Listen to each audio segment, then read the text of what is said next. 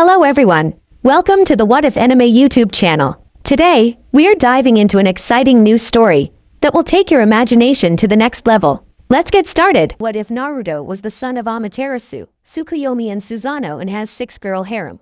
Chapter 1. A blonde-haired boy could be seen walking beside a girl with crazy bright bubblegum pink hair and pale skin. On the other side of the girl was another boy with black hair, this one's hair shaped like a duck's butt. In front of them reading a orange book and giggling was a man with spiky gravity-defying gray hair. In the middle of the three was a man drinking out of a bottle with a straw hat on his head and thick black framed glasses on his face. This man is Tazuna, the bridge builder from the small country of Wave. The three teens are Haruno Sakura, Uchiha Sasuke, and Uzumaki Naruto. The man reading is Hatake Kakashi and together they make Team 7, and this was their first C-rank mission. So far it seemed normal as they escorted Tazuna to his village. Sakura was pestering Sasuke for a date, Sasuke was brooding, and Naruto was rethinking his life choices, mainly his quickly diminishing crush on Sakura. He walking past a puddle stopped, as his brain registered the fact that it hadn't rained in months, and his nose could detect scents in the puddle.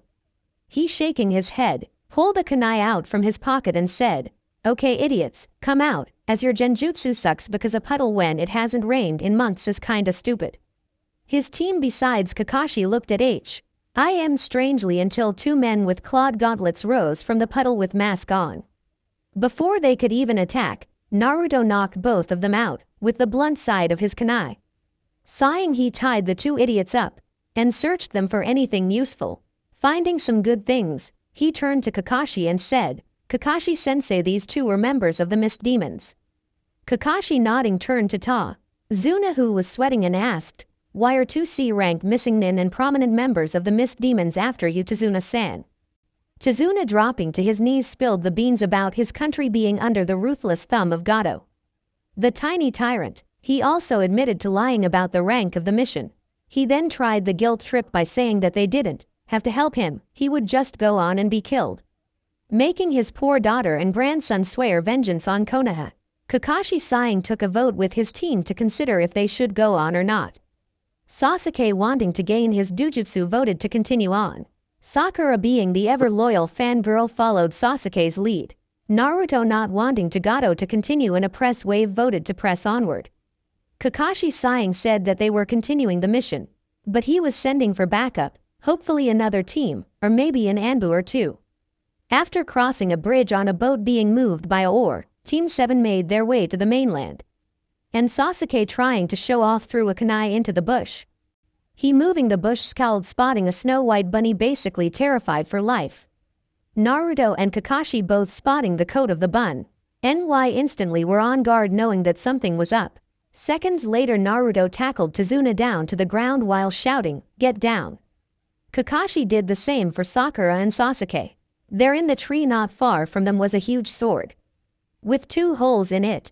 Standing on the blade was a man of about 6 feet with no shirt on, tan skin, spiky black hair, and bandages wrapped around his face. Kakashi, spotting the man, cursed and said, "Momochi Zabuza, leader of the Mist Demons, legendary demon of the Bloody Mist, and one of the 7 swordsmen of the Mist. Why are you here?" Zabuza snorting said, "Sharingan no Kakashi. No wonder those two failed, you're here. Oh well, hand over the old man and no one has to die." Kakashi sighing said, "I'm afraid I can't do that, because it would look bad so." Zab, Uza shaking his head said, "Don't say I didn't warn you." He then jumped down into the water and did the infamous hidden mist jutsu.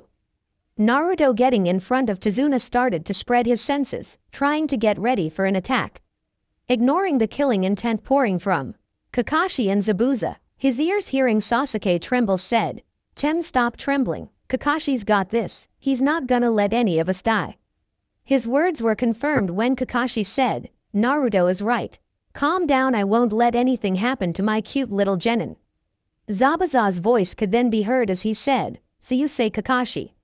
"No, there's 8 lethal points I can strike." Naruto's ears picking up a whooshing sound, quickly moved to the middle of the formation and blocked a heavy blow from Zabuza's sword. Naruto grunting in effort said, "Not happening, no brows." Kakashi then appeared and stabbed the man in the gut while smiling at Naruto. Zabuza then turned into a water clone and Kakashi was sliced in half by Zabuza. Naruto wasn't surprised when Kakashi himself turned into water. Soon Kakashi was trapped in a water prison by Zabuza, who had created 2 more water clones. Naruto, seeing this, spammed 16 clones of his own and pulled out a large windmill-shaped shuriken. Tossing it, he watched as it sliced through one of the water clones that was being distracted and sliced through 2 of his own clones that were holding the other water clone still. It then went sailing at the real Zabuza, who caught it with his right hand with a smug smirk on his face. His eyes widened when another shuriken was heading his way. He, jumping over this one, felt his eyes widen when a Naruto clone appeared where the first shuriken had been, holding a kunai, and another clone appeared above him holding 2 kunai-like daggers heading straight down. His eyes widened even more when 2 more clones appeared out of the water ready to punch him. As for the other shuriken, it transformed into a clone of Naruto who, spinning in the air, tossed the real demon Will shuriken at Zabuza. The man deflected the first clone with a kunai, got stabbed by the 2 kunai in his shoulders and head-butted the Naruto who did so, and stomped on both of clones from below. He was then forced to let go of the prison when the shuriken embedded itself in his back. He growling glared at Naruto, who was smirking at him for some reason. He then noticed that Kakashi was now beside the brat with wide eyes. He, wondering why, gained wide eyes, suddenly sensing a build-up of chakra. Looking around, he didn't see anything. He then, looking down, gained wide eyes, spotting 6 clones glowing with chakra. He cursed when he heard Naruto say, "Great exploding clone jutsu." Quote, he was then launched backwards from the explosion. He, flipping over, was literally steaming mad. He started going through hand signs and was shocked when Naruto and Kakashi both started going through their own hand signs. He, finishing his, cried out, "Water style, water dragon jutsu." Quote, his jaw dropped when he heard Kakashi cry out, "Water style, water dragon jutsu." Quote, he blanched when he heard Naruto cry out, "Water style, water shark bomb jutsu." Quote, 2 water dragons were dueling, Hen suddenly a huge shark made of water blasted through both water dragons and rocketed towards Zabuza. Zabuza, getting hit by the water shark, cursed and screamed when his back collided with the trunk of a tree. Kakashi, appearing in front of him, I smiled and was about to finish him when 3 Senbon pierced his neck. A Hunter Nin appeared, thanked Team 7 for their help, then vanished. Kakashi, lowering his headband, walked 2 steps before he collapsed. Naruto, shaking his head, walked over to the man and put the man's arm around him and asked, "Tazuna, is your house near?" Tazuna, nodding, lead Team 7 to his home. Naruto, carrying Kakashi into the room Tsunami suggested, laid the man in the bed, and then got into a bed himself, as he was more tired than he thought he would wake up the next morning to find Kakashi looking at him with interest. He, turning his head, rolled his eyes, spotting Sasuke glaring at him with jealous eyes and Sakura Jut's plain out glaring at him. He, sitting up, asked, "So when do we start training, because you and I both know that isn't the last we've seen of Zabuza?" Kakashi, I smiling at Naruto and ignoring the wide eyes of his other 2 students, said, "I was waiting for you to wake up so that we could start our training." "Come on." Naruto, nodding, got up and followed Kakashi into the woods surrounding Tazuna's home. Getting to some trees, Kakashi explained what they were about to do. Naruto, blinking, asked, "Is there anything else you're going to teach us, sensei? Because I already know tree walking," and started on the water walking exercise. In order to do water shark bomb jutsu, I had to have good chakra control. Kakashi, hearing this, smiled and said, "Please show me that you can do them." Naruto, nodding, ran up to the nearest tree and ran up it with ease, reaching the top and flipping off with ease. Landing in front of the seething Sasuke, he asked, "Is that enough proof, sensei?" Kakashi, nodding, said, "Yes, it is." "Well then, since you've got that down, I'll get you some training." He then reached into his pocket and pulled out a sheet of paper. He, seeing the looks in their eyes, explained what the paper was and how it worked. He demonstrated and revealed that he had a dual affinity for lightning and fire. He then handed the paper to Naruto and informed Naruto what to do. Naruto, doing as he was told, pushed a little chakra into the paper and was shocked when it did several things. First, it split into 7 different pieces. The first 5 were normal elemental affinities. The 6th piece turned into the shape of a snarling wolf and even howled. The seventh piece turned into miniature storm, with rain, thunder, wind, and lightning. Naruto, looking up at the shocked Kakashi, asked, "Okay, I get the first 5, meaning I have affinity to all 5 of the basic elements. But I have no idea about the last 2. Kakashi, shaking his head himself, said, "I'm just as confused as you are, Naruto, but I can help you with all 5 of the main affinities. We'll start with fire and lightning, and define water. Then we'll move to earth and wind." Naruto, nodding, did as Kakashi instructed, ignoring the heavy scowl on Sasuke's face and the glare Sakura was sending him. 5 hours later and Naruto was glaring at leaf that would not split. He had already mastered the fire, lightning, water, and earth manipulation practice that Kakashi had given him. But the damn wind one was giving him problems. Kakashi had even given Naruto a few jutsu in all of the elements he had mastered. He had already learned most of them, except the one Kakashi himself wanted to teach him. The lightning blade or something like that. He sighing again as Kakashi had gone to check on Sasuke and Sakura. Speaking of that got him back to thinking about his life choices, mainly his stupid crush on Sakura. He, closing his eyes, really thought about why he had even liked Sakura and could only come up with one reason. The first day they had met, she was a nice shy girl, She didn't instantly call him a monster or beat on him like the rest of the kids did. After that day she became like the rest, and he had been trying to get her to go back to how she was. Sighing, he lay back in the clearing and decided that he was pushing women out of his mind and focusing on his shinobi career. Nodding to himself, he went back to his leaf. Later that day, when he managed to drag himself back into Tsuna's home, he noticed that Sasuke was face down on the table and Sakura looked like she hadn't done a thing. Sighing, he helped himself to a plate of Tsunami's food. Smiling at how delicious it was, he complimented her on it. Once done with the dinner, he was about to excuse himself when his ears picked up the sound of someone singing. It sounded like a lullaby, and for some reason, he felt compelled to find the source of the music. Shaking his head, he put some earplugs in his ears and went to his room and went to sleep. 2 days later and Naruto was standing beside Tsuna as the man was told by a worker that he was quitting. Naruto, sighing, asked, "Tsuna-san, how many workers do you need?" Tsuna, sighing, said, "About 350, why brat?" Naruto, crossing his fingers, cried out, "Multi-shadow clone jutsu." Quote, a huge poof of smoke occurred, and when it cleared, over 500 Narutos could be seen standing. Naruto, nodding, said, "Here you are, 500 workers. Show them what to do and they'll get to work. Each one of them can make clones, so don't worry about tiring them out. Also, some of them are most likely going to make some clones and help the villagers out." He then walked over to the nearest tree and leaned against it, ignoring the gobsmacked look on Tsuna's face. About an hour later, he opened his eyes, smelling the smoke from tobacco, flowers, deer, and food. He could also smell sword polish and medicine. This was most likely the backup Kakashi had sent for. He, standing up, moved to the bridge and blinked, spotting Team 10 with a sickly-looking man. He, walking towards them, asked, "You guys are the backup?" Shikamaru, sighing, said, "Yes, we are. Why are you the only one guarding Tsuna-san?" Naruto, sighing himself, said, "Because I'm a one-man army and because Sakura refuses to train," without Kakashi looking over her shoulder the entire time. He then, gaining a serious look on his face, explained everything to Asuma and Hayate. Asuma, hearing this, said, "All right, thanks for the briefing. And since I'm a wind user myself, why don't I help you with the leaf exercise?" Naruto, hearing this, smiled and said, "Thank you, Asuma-sensei, I would be honored."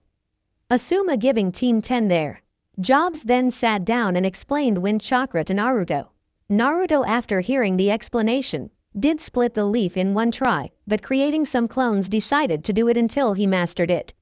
When he finally dragged himself into Tsuna's home, he smiled at Tsunami and thanked her for once again fixing a delicious meal.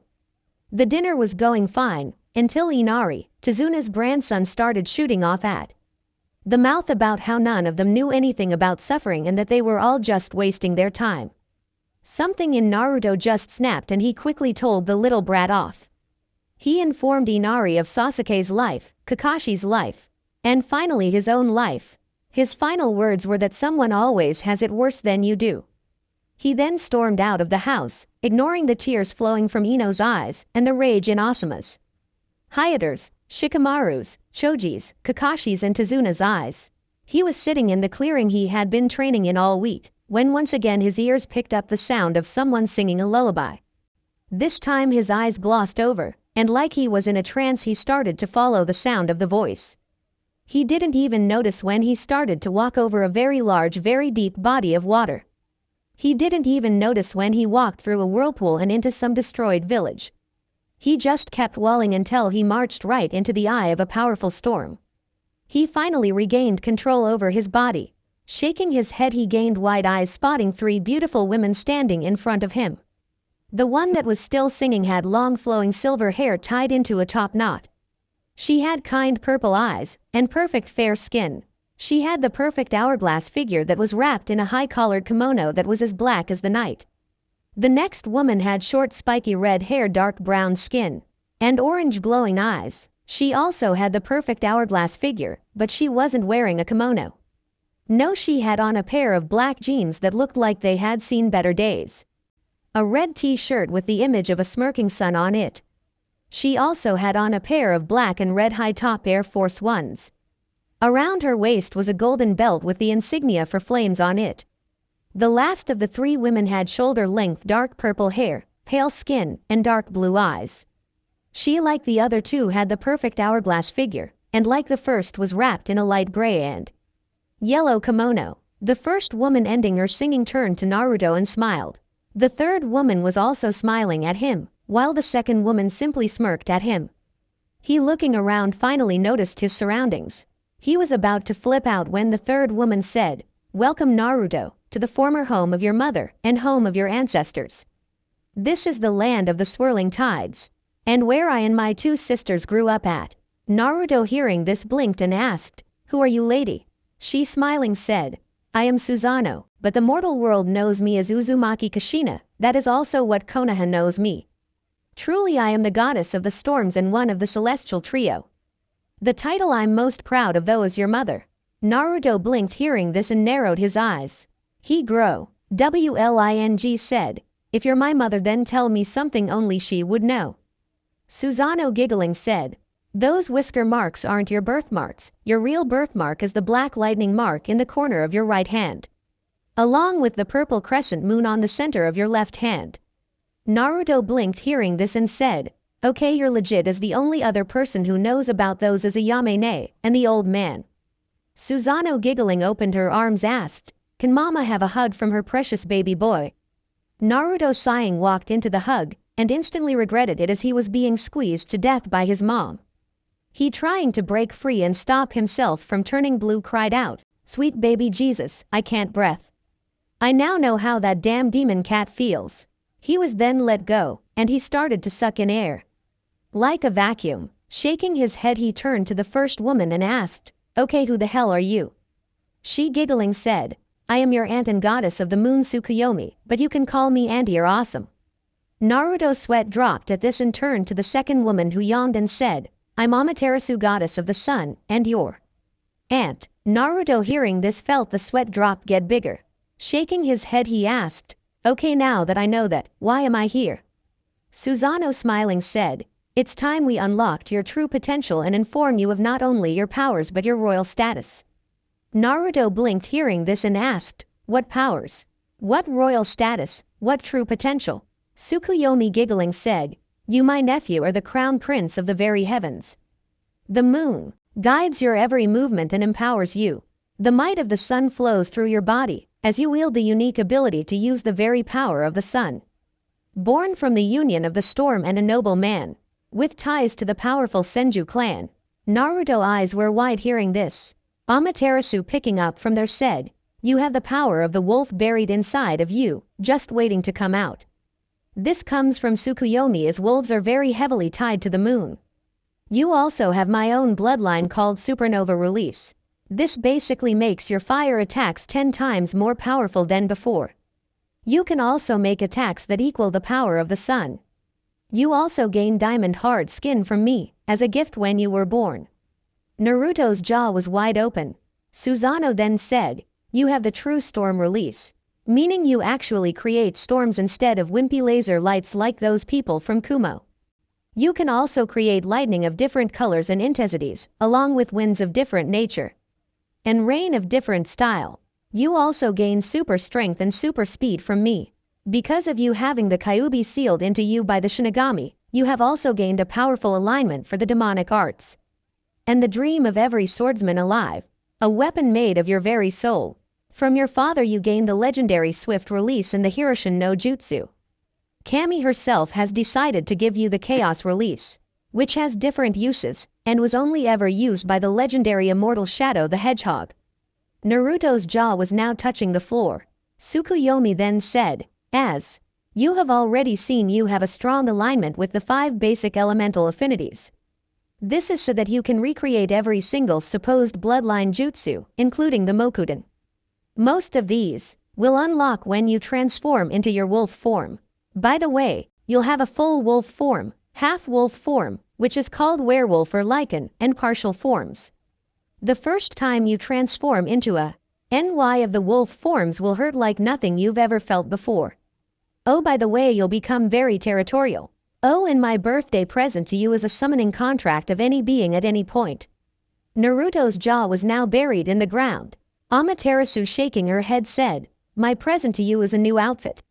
Anyway, you'll also be getting a scroll with in-depth details of the millions of Uzumaki jutsu, including Kenjutsu, Ninjutsu, Taijutsu, Genjutsu, Kinjutsu, Fuinjutsu, and Iryujutsu.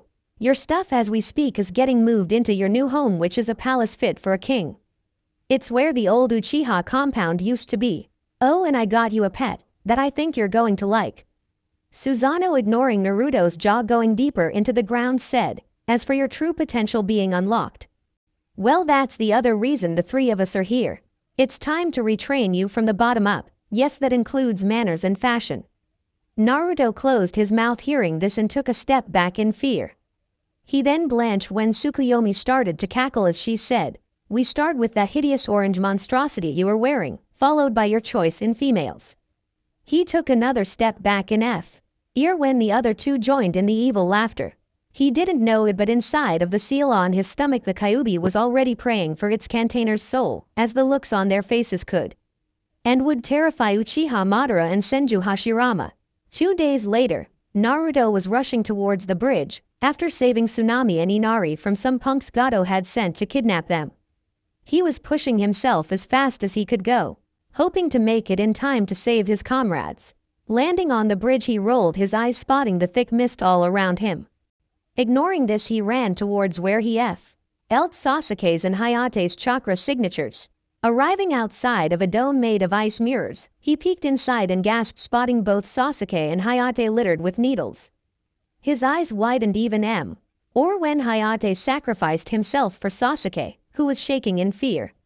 Rushing in, he deflected all of the Senbon and said, Oi Tem, snap out of it. Sasuke, hearing Naruto's voice, looked up and gasped, spotting him inside of the dome. Naruto, getting back to back with Sasuke, said, we work together on this one, Sasuke. Sasuke, nodding, started to attack the mirrors with Naruto's help. Sasuke still ended up being knocked out, leaving just Naruto. Naruto, scowling, said, well shit, I guess it's time to reveal the power of the sun. He, jumping high into the air, actually breaking free of the dome, gathered fire chakra into his hand. Closing his eyes, he focused on the ice dome and started to push some of his supernova chakra into the hand. Opening his eyes, he made a fireball the size of baseball appear in his hand. He, rearing back with it, cried out, supernova style, intensity. He then tossed the fireball into the ice dome and crushed his hand. It worked just like he planned. The user of the ice mirrors was blasted out of the dome. As it melted, 3rd-degree burns all over the person's body. Sasuke and the body of Hayate were just fine. Naruto, then landing, rushed towards the badly burned person and, appearing in front of the person, said, forgive me. Hado number 4 Byakurai. The person never even had the chance to scream as from Naruto's fingertips a pale blast of lightning pierced the head, the brain, and came out the other side. Naruto, ignoring the bile rising to his throat, rushed towards Kakashi's fight. He arrived just in time for both Kakashi and Asuma to jump back. He, landing in front of them, looked them over and frowned, spotting the damage both men had taken. Shaking his head, he focused on the mist, knowing that Zabuza was in there. He then heard, "Well, if it isn't the brat from before. Now that you're here, my apprentice can stop playing with the duck butt." Naruto, snorting, said, "I hate to inform you of this, but your apprentice is dead, by my own hands." He heard an arrogant laugh and Zabuza say, "Ha, as if brat. I trained him myself, and he could beat me if he tried." Naruto, rolling his eyes as he had finally found the man, said, "Well, you ask him yourself once you join him." Pushing lightning chakra into his hand, he cried out, lightning style, Hungry Wolf Jutsu. The jutsu launched into the mist, and seconds later a loud pain-filled scream could be heard. The mist hen slowly cleared out and Kakashi and Asuma were shocked. Barely standing not feet from them was Zabuza, clutching his right side that was still sparking with lightning. Turning, they gasped, spotting he body of Zabuza's apprentice in Hayate. Sasuke was on the ground, knocked out if the breathing was anything to go by. Zabuza, growling, said, "You damn brat. That's twice I've lost to you." Naruto, once again ignoring the bile in his throat, said, "That's right, as I will not allow anyone to hurt my comrades or my team." Die, demon of the hidden mist. Zabuza was about to growl out something when clapping could be heard. All eyes turned to the end of the bridge. Standing there was short man in a business suit with a cane in his right hand and a smug smirk on his face. This was Gato, and behind him was an army of thugs. He, laughing, said, "Well, it looks like arrived at the right time. Now my thugs can kill the men and I can have my way with the blonde girl and maybe the pink-haired thing, if it behaves." Naruto, hearing this, for some reason felt some anger boil in him. Gato, looking at the dead body of Hayate, and Haku, laughed and said, "Stupid shinobi, thinking that you're important. I bet you Ti could probably take the pale one's corpse and fetch a good chunk of money. I wonder if he has any significant others. If so, I can make them think that I'm going to give the body to them and then kidnap and make them my little whore." Naruto, hearing this, actually heard himself growl. Gato, turning to Tazuna, who was being guarded by Shikamaru, Choji, Sakura and Ino, said, "After the shinobi are dead, I'll have my thugs bring me your little family. I'll kill the little brat first, then I'll let my men have their way with that slut for a daughter you have, Tazuna, before I chop her head off and kill you." He then started to laugh very loudly. Naruto, now growling very loudly, could feel something primal, something feral, something powerful trying to break free. Gato then sealed his fate, and he said, "You know, I think I'll agree to what that strange snake man planned. Once I'm done here, I'll start kidnapping people from the village hidden in the leaves, keep them for a couple of days, have my way with the women, and then sell both the men and women. Unless the woman catches my eyes, then I'll just make her my whore." In Naruto's mind, when Gato said this, Naruto instantly pictured Ayame being raped by this pig of a man. That was the final push Naruto needed. Naruto stopped growling and screamed in pain as his body started to burn up. He hadn't noticed how all eyes were drawn to him now. Everyone gained wide eyes when his body started going through a change. First, he shot up in height from his short 4.9 to a staggering 7.3 feet tall. His body then started to gain muscle and his hands gained thick claws. His human ears vanished and were replaced by large wolf ears. His clear blue eyes turned into glowing gold orbs. His face changed to resemble a wolf's head. His hair too turned silver, and it quickly spread across his body. From his rear a thick bushy silver wolf tail appeared. Finally he dropped down to all fours. The now wolf Naruto was standing there snarling at Gato. Gato, now afraid, said, "First person to kill that thing gets to go first with the blonde girl." The thugs, hearing this, cheered and charged forward. Wolf Naruto, seeing this, let loose a sonic howl that could be heard around the elemental nations.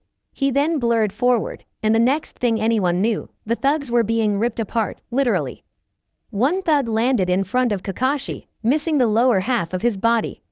With wide open dead eyes, Ino, Sakura, Shikamaru, Choji, and Tazuna had to turn away as the scene was too gruesome for their weak stomachs. Asuma and Kakashi, on the other hand, watched the entire thing with mild fascination. Pretty soon the still wolf Naruto was now slowly walking towards the petrified Gato, his silver fur coated in the blood of his enemies.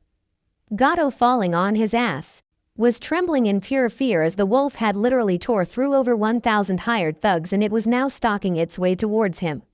He then felt air being blown on him and something wet drop on his head.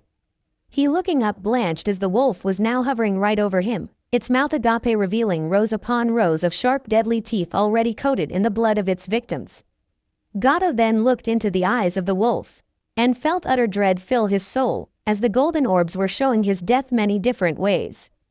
Before he could even make a plea for his life, the jaws snapped down on his head. And with a loud crunch Gato was dead. The wolf then consumed Gato's entire body, and then started to eat the rest of the thugs.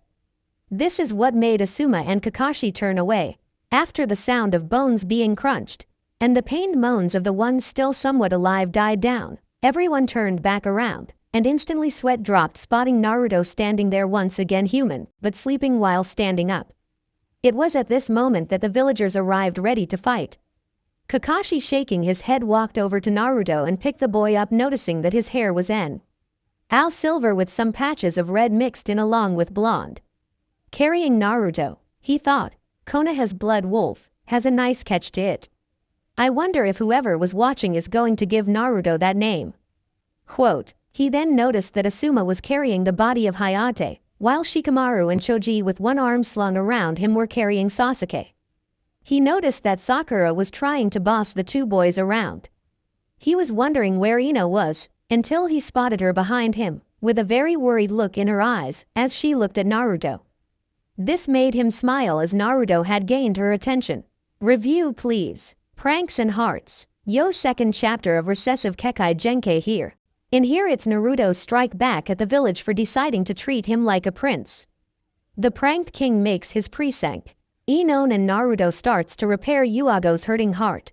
Naruto also reveals that he gained a phoenix from his aunt. Let me know guys and girls think about the jutsu mentioned in this chapter and ed me what you guys want for his summons.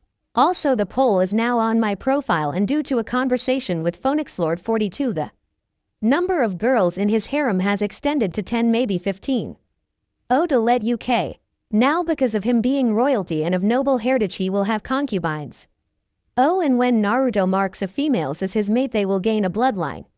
Like for instance Ino will have both her family. Lai's bloodline and the Shoten crystal release, Ayame will gain the Yoden lava release or dead bone pulse. Yuago will gain steel release, and Tamari will gain scorch release. These four are in. One because I wanted to heal Yuago's heart. Ino is one of my favorite girls. Ayame doesn't get much love in Fix and Tamari is another of my favorite girls. Last thing if any of you guys can guess who the spy was in Perfect Naruto I will make a jutsu just for you. Chapter 2. Naruto would wake 2 days later feeling 10 times better than he had ever felt. He sitting up yawned, revealing his mouth full of pearly white teeth and larger canine teeth. He scratching the side of his face, wondered why he was so full. Shrugging he then looked at his right hand and gained wide eyes spotting his birthmark on display. It had changed though, as before it was just a small mark at the corner of his hand. Now it was a large black lightning shaped mark starting at the tip of his pointer finger and encircling his entire right hand. He could even seen words inside of his birthmark. He narrowing his eyes could make out the words calm the storm. Shaking his head, he looked at his other hand and nearly choked. As he had a full-on bloody moon on his left hand. It took up the entire back of his hand. The moon was a plum purple, and Naruto swore he could see stars around it. Shaking his head he read the words in it also and could barely make out the words Heavenly Wolf of the All-Lunar Fang clan. Shaking his head, he then heard the sound of someone approaching the door. Turning his head he watched as the door opened and in came Ino carrying a tray of downright drool-worthy smelling food. Ino not noticing that he was awake said, stupid forehead trying to keep the food Tsunami-san made for Naru-kun. She's lucky Asuma-sensei told me not to put her into a state of mental shutdown. She shaking her head smiled and said, oh well it's time to feed my knight in shining armor. She then blinked spotting Boruto's gold and sapphire orb staring at her with slight interest. Her face then lit up like a Christmas tree, as she stuttered out, NN Naruto-kun you're awake now. Naruto smiling nodded and said, that I am Ino. His eyes then moving to the food asked, "Is all of that for me?" Ino still with the blush on her face nodded and said, "Yasunami-san made this for you, and she's been doing so since we got back from the bridge. I've been feeding you every meal that she fixes." Naruto smiling said, "Thank you very much Ino-chan, I don't mind if you feed me now if you want to." Ino nodding very quickly started to feed Naruto the food, never noticing the smirking Susanoo looking through the window. After he was finished being fed, Naruto stood up and stretched, never noticing that he gained lots of muscle and was now shirtless. Ino noticed though and was instantly reduced to a drooling and blushing mess. Naruto finishing his stretching blinked, spotting Ino's state. Shrugging he walked out of the room and into the nearest bathroom. He blinking spotting himself in the mirror. He now had long silver hair that looked to have been styled and with splashes of red and blonde. His right eye was golden like his wolf form, while his left eye was the same blue it always was. He could see that he finally had the muscles he worked so hard for. Hell, he could see that his scars were gone. Even his whisker marks were gone. What replaced them was the black shading under each eye. He opening his mouth blinked spotting his now much larger teeth. Hell, he was sure his canine teeth could be considered fangs now. Shaking his head, used the bathroom noticing that his Johnson was bigger. Washing his hands he figured it was because of his transformation. Walking out of the bathroom, he walked back into the room and put on the shirt the still crimson Ino handed to him. Once having a shirt on, he made Ino wait outside so he could change pants. Opening the door, he walked out in his new attire.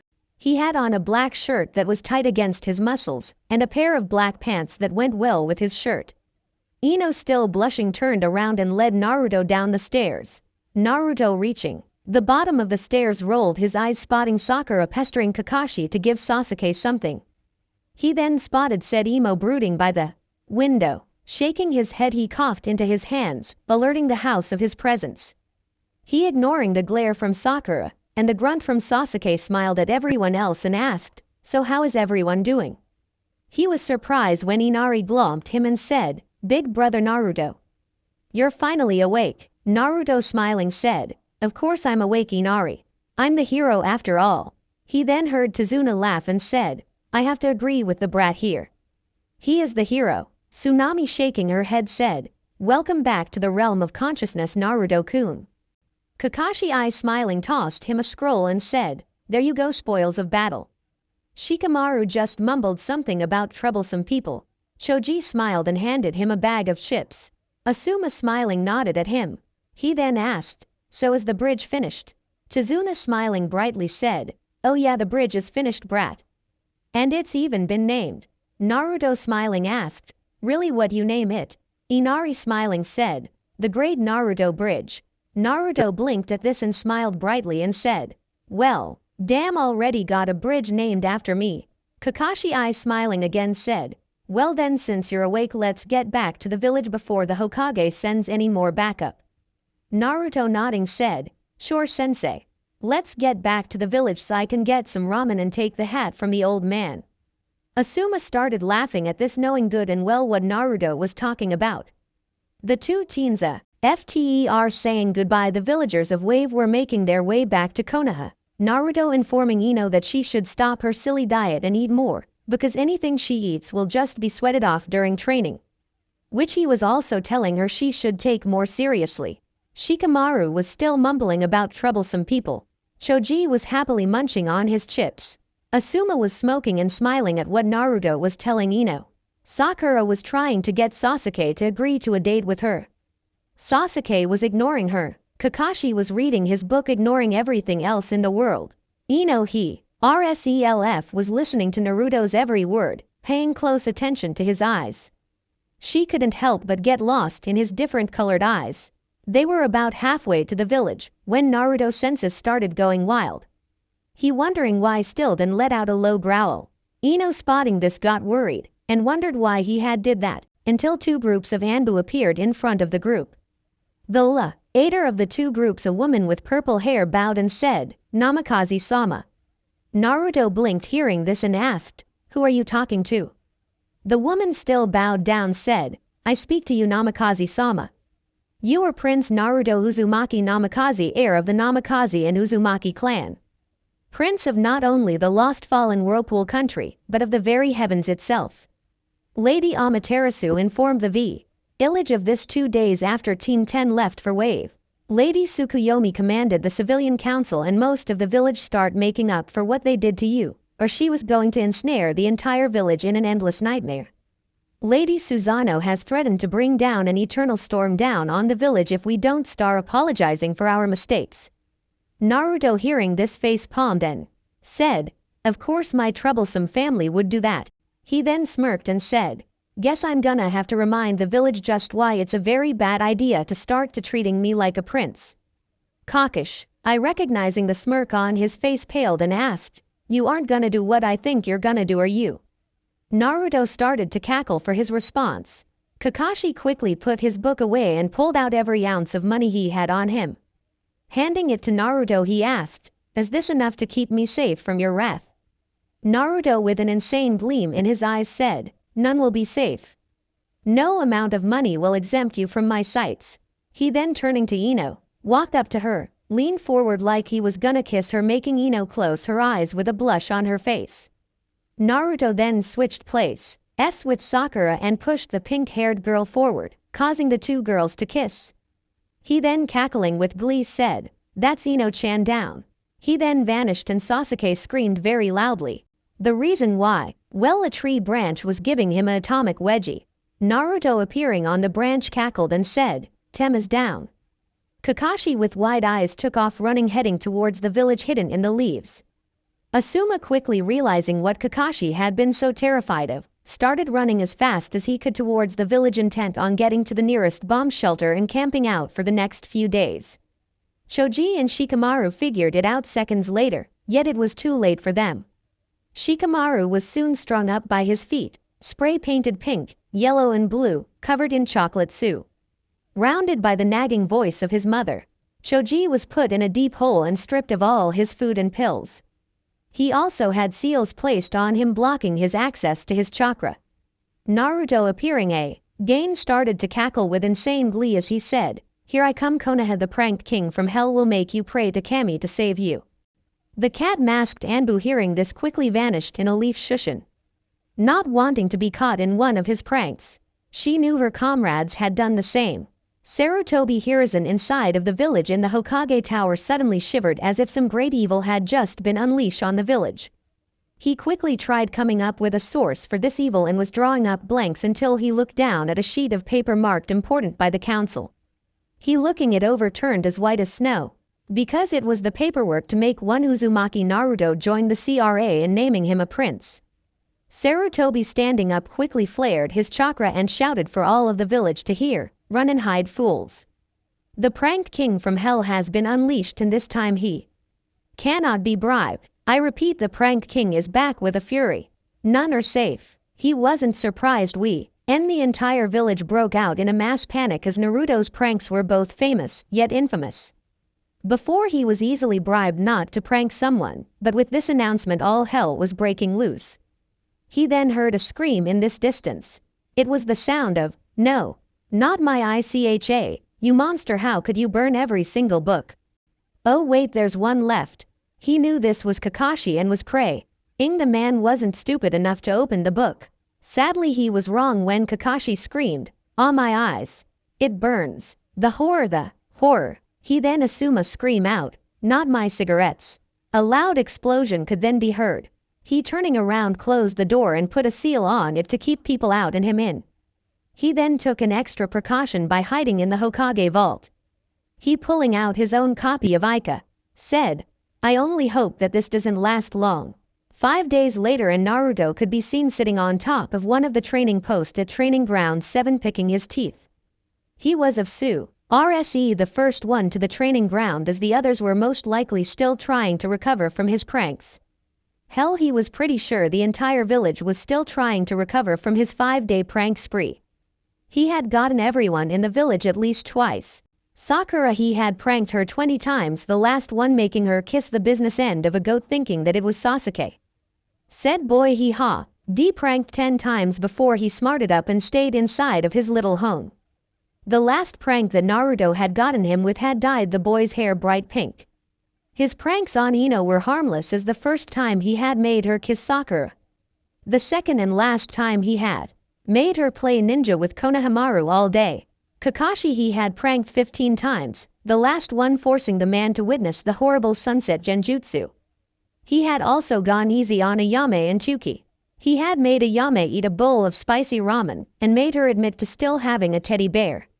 Chuki he had made the man wear a yellow bikini and tinted his teeth green. Baruka he had basically made admit being a pervert twice around multiple powerful kunoichi. Don't get him wrong though, he didn't spend all of the last 5 days pranking people. No, he had worked on his bloodlines and transforming into his wolf form. So far he could do a wolf form for the main 5 elements, Shinranten, Mokuden, Supernova, and Maiden. He had also mastered all of the jutsu Kakashi had given him to the point that he didn't need to use any hand signs. He had also taken to using Zabuza's sword as his own, and right now he was both wearing weights and gravity seals to help him get stronger. He had said sword on his back, with gravity seals on it to make it heavier, along with some original Uzumaki seals and few seals he created of his own. Lick, E1 seal that allowed him to summon the sword no matter how far apart they be. Another had amplified the fact that the sword was somewhat alive. All he had to do now was place a soul inside of it and see how it would react. Of course he had a seal for that too. His favorite seal though was the one that allowed him to harness the very power of the moon through the blade and attack with it. Naruto was about to yawn when Sakura arrived with her hair still having faint traces of dark green paint in it. From the look of her eyes she was very upset. His eyes moving to the arriving Sasuke gain int of glee spotting that Sasuke's hair was still dyed bright pink and looked like it wasn't coming out. Kakashi then appeared once again reading his porn. Kakashi spotting the sword on Naruto's back. I smiled and asked, "You're gonna use it?" Naruto hopping down from the training post smiled and said, "Yeah, it and 3 others." Kakashi hearing this blinked and asked, "4 swords, seems ambitious." Naruto gaining a deadpan look said, "Says the man boasting about having copied over 1,000 jutsu."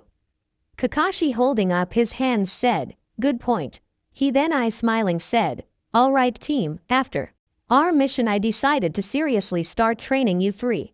If it weren't for Naruto, the late Hayate and Team 10 we could all be dead or worse in Sakura's case." He then putting away his book said, "Alright, get ready because here it comes." He then created 2 clones of himself and sent the other 2 with Sasuke and Sakura.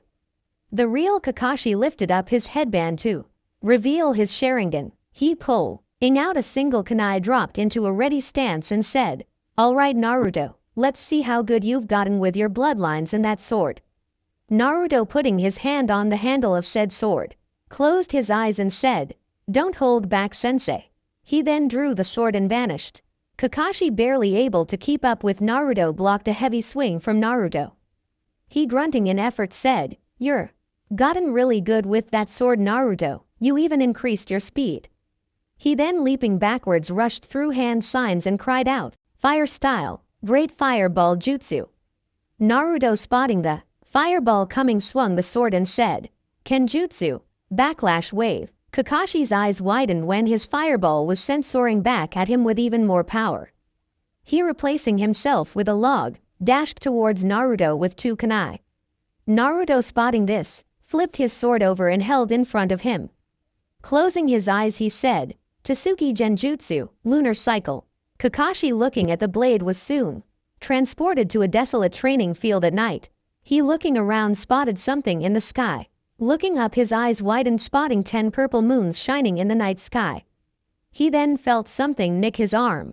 Using the power of his Sharingan to dispel the illusion, blinked spotting the small slash on his arm.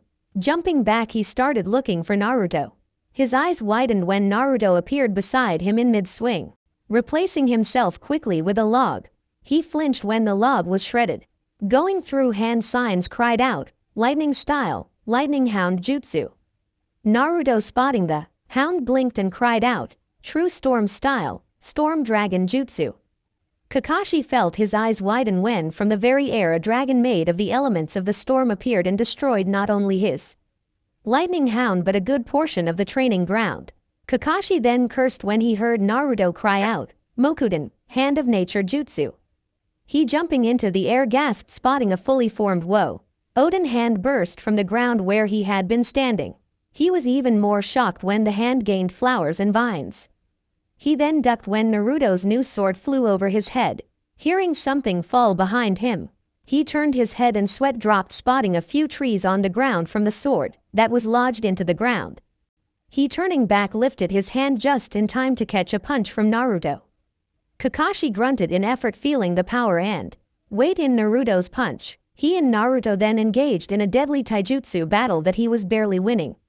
Naruto then back flipping away from him landed on his feet and lifted his right hand.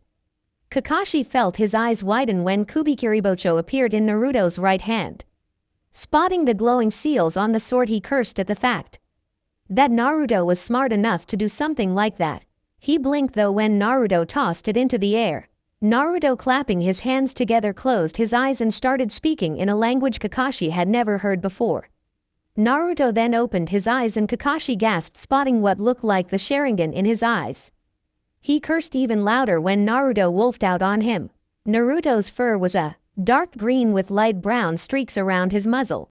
Naruto then shocked him by catching the Kubikiribancho in his hand. He felt the blood drain from his face when the sword bulked up and the edge became serrated. Naruto smirking then dashed forward and Kakashi cursed more when a deep slash appeared on his arm. Jumping into the air, he cried out, "Earth style, mud bullet jutsu." Naruto, spotting the mud bullets sailing towards him, growled and roared out, "Mokuden, lock of nature's hair." Kakashi felt his eyes widen when a thick group of vines and flowers appeared and blocked his attack. Naruto, dropping down to all fours, dashed forward until he was directly underneath Kakashi. He then, standing up, tossed his sword up and held out, "Mokuden, Yoko death plant." Quote, Kakashi, dodging the sword, replaced himself with the nearest log and shit himself, spotting the monstrous plant that had appeared where he had been. The plant was purple and white, was the size of an oak tree and had large glistening teeth. Hell, it even had baleful golden eyes. Naruto, allowing Kubikiribancho to fall into the ground, shifted from Mokuden wolf to his true storm release wolf form. This made his fur change from dark green to a stormy gray. It also started to look slight wet, yet winded. Naruto, locking his eyes on Kakashi, held out, "True storm release, Susanoo's wrath." Kakashi felt his eyes widen even or when a gigantic storm spread out over the village hidden in the leaves and Naruto vanished. He, closing his eyes, tried to find Naruto's outrageous chakra reserves. This didn't work, as it was like Naruto had vanished without a trace. His chakra was nowhere to be found. Kakashi was then forced to double over in pain when a heavy punch was lodged into his gut. He was then lifted into the air when a kick to his chin forced him up. He then just managed to block a punch to his right side, but then had to duck to keep himself from being eaten by the plant Naruto had created earlier. A flash of Lee, GHTNING, and Naruto became visible in front of him, crouched in a low stance, his wolf eyes locked on Kakashi's form. Honestly, this made him look like a hungry wolf ready to strike. Naruto then whispered, "Taijutsu. Storm Wolf's Berserker Barrage!" Quote. Kakashi, hearing this, instantly put his all into dodging or blocking the next attacks. Good thing he had, because Naruto would be trying to slash off his right arm 1 second. The next he would be trying to sever his carotid artery. Kakashi even had to jump to dodge a few of Naruto's attacks. Finally, it became too much for him when he lost the feeling in his right arm. He then called for the spar to end.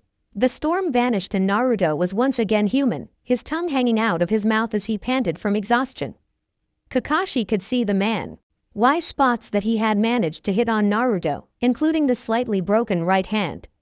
Kakashi, eyes smiling, said, "All right, since I just had a spar with all 3 of you, I can honestly say Naruto is at Jonin level or Sannin level. Sasuke is low Chunin level and Sakura is low Genin level. This means that if I am knocked out or killed, Naruto is to take over the role of leader and do his very best to make it out of the situation alive." He was about to say more when Sasuke, in pure anger, said, "There's no way the Dobi is more powerful than me. I am an Uchiha elite, he is a loser." Sakura quickly agreed as she said, "Yeah, Sasuke-kun is the one at Jonin level or Sannin level, and the Baka is at low Genin level. I'm way better than him." Naruto hearing this rolled his eyes and said, Sakura, Konoham. Baru and his little gang have more skill and power than you in their pinky fingers. I myself release more power than you yawning. Sakura hearing this turned brick red and ran towards Naruto to teach him a lesson.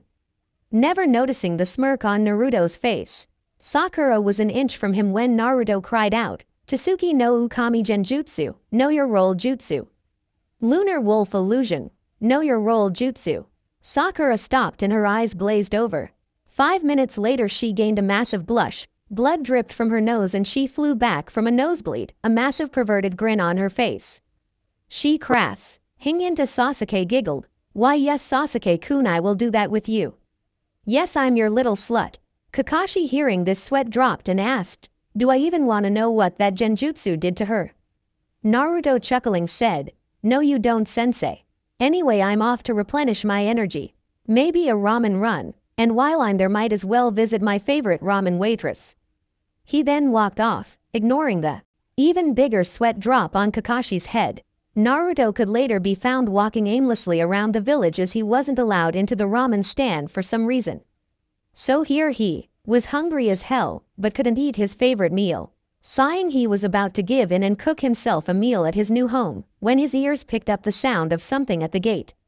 He walking over to the gate, Ed wide eyes spotting the purple-haired Anbu struggling to crawl through the gate, with cold dead eyes. His instincts picking up, he rushed towards her and lifted her into his arms. He then rushed towards the hospital. Entering there he quickly got her some medical attention and sat down in the waiting room. An hour later he was dozing off, when he was shaken awake. Opening his eyes he blinked spotting Kurenai-sensei, along with Anko and Hana standing in front of him. He yawning asked, what's up? Anko asked, are you the one who rushed our friend here? Naruto standing up stretched even more Ot noticing how the eyes of all three females traced his every movement. He then said, yeah I found her at the gates all injured and rushed her here. He blinked when he was hugged by all three women as they said, thank you. Naruto blinking asked, what for? Hana shaking her head said, you saved her life.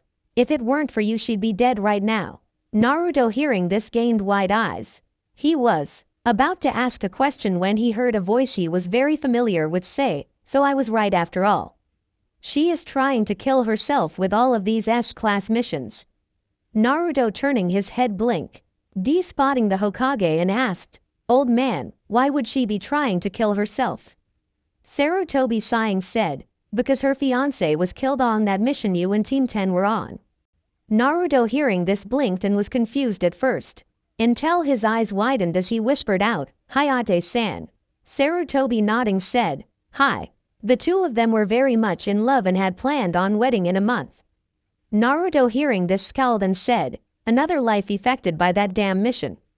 This time negatively, Naruto shaking his head turned to Sarutobi with serious eyes and asked, which room is she in as I plan on fixing this now? Sarutobi quirking an eyebrow said, room 309. Naruto nodding started walking towards her room. Once at the door he pushed it open and felt his eyes soften spotting her quietly sobbing mumbling, why Hayate? Why? Quote, Naruto pulling out Kubiriki Bancho said, stop your crying fair maiden. I will reunite you and your lover for a solid day. Her eyes widened as she looked up at him. He slamming his blade into the floor turned it, wolfed out, unleashed a lot of chakra and held out, I Uzumaki Naruto hereby call in a favor from Shinigami. Bring forth Hayate Gecko. My body shall act as the anchor for his soul. I Uzumaki Naruto son of the goddess of the storms, nephew of the goddess of the sun and the moon hereby grant Hayate Gecko one day in my body as I myself shall take on the form of a wolf. Use this day to give your lover peace of mind. He then pouring even more chakra out of his body howled even louder. This howl was so loud that all of Konoha could hear the howl. It was so loud it pierced the heavens. Yuago's eyes widened spotting Naruto's body starting to glow. Her jaw nearly scraped the floor when the astral form of Hayate appeared and sunk into Naruto's body. A blinding light occurred in the room and when it was gone, there was a silver wolf about the size of Naruto sitting down beside Naruto's body which now had its eyes closed. When the eyes opened, Yuago gasped spotting the eyes of her lover. Hayate trembling touched his face and said, this. How? Impossible. The wolf then yawned, attracting the attention of both people. It then laying down lost its eyes and said, I really need to learn the definition of that word. Otherwise I'll just keep doing impossible things. Quote, the wolf yawning again said, then again I'm Naruto motherfucking Uzumaki, the prince of the very heavens. Now you two have one day to do what needs to be done. After that Shinigami-chan is coming back for your soul Hayate, and I really don't feel like fighting her for your soul. Especially since it's the Uchiha's fault you died.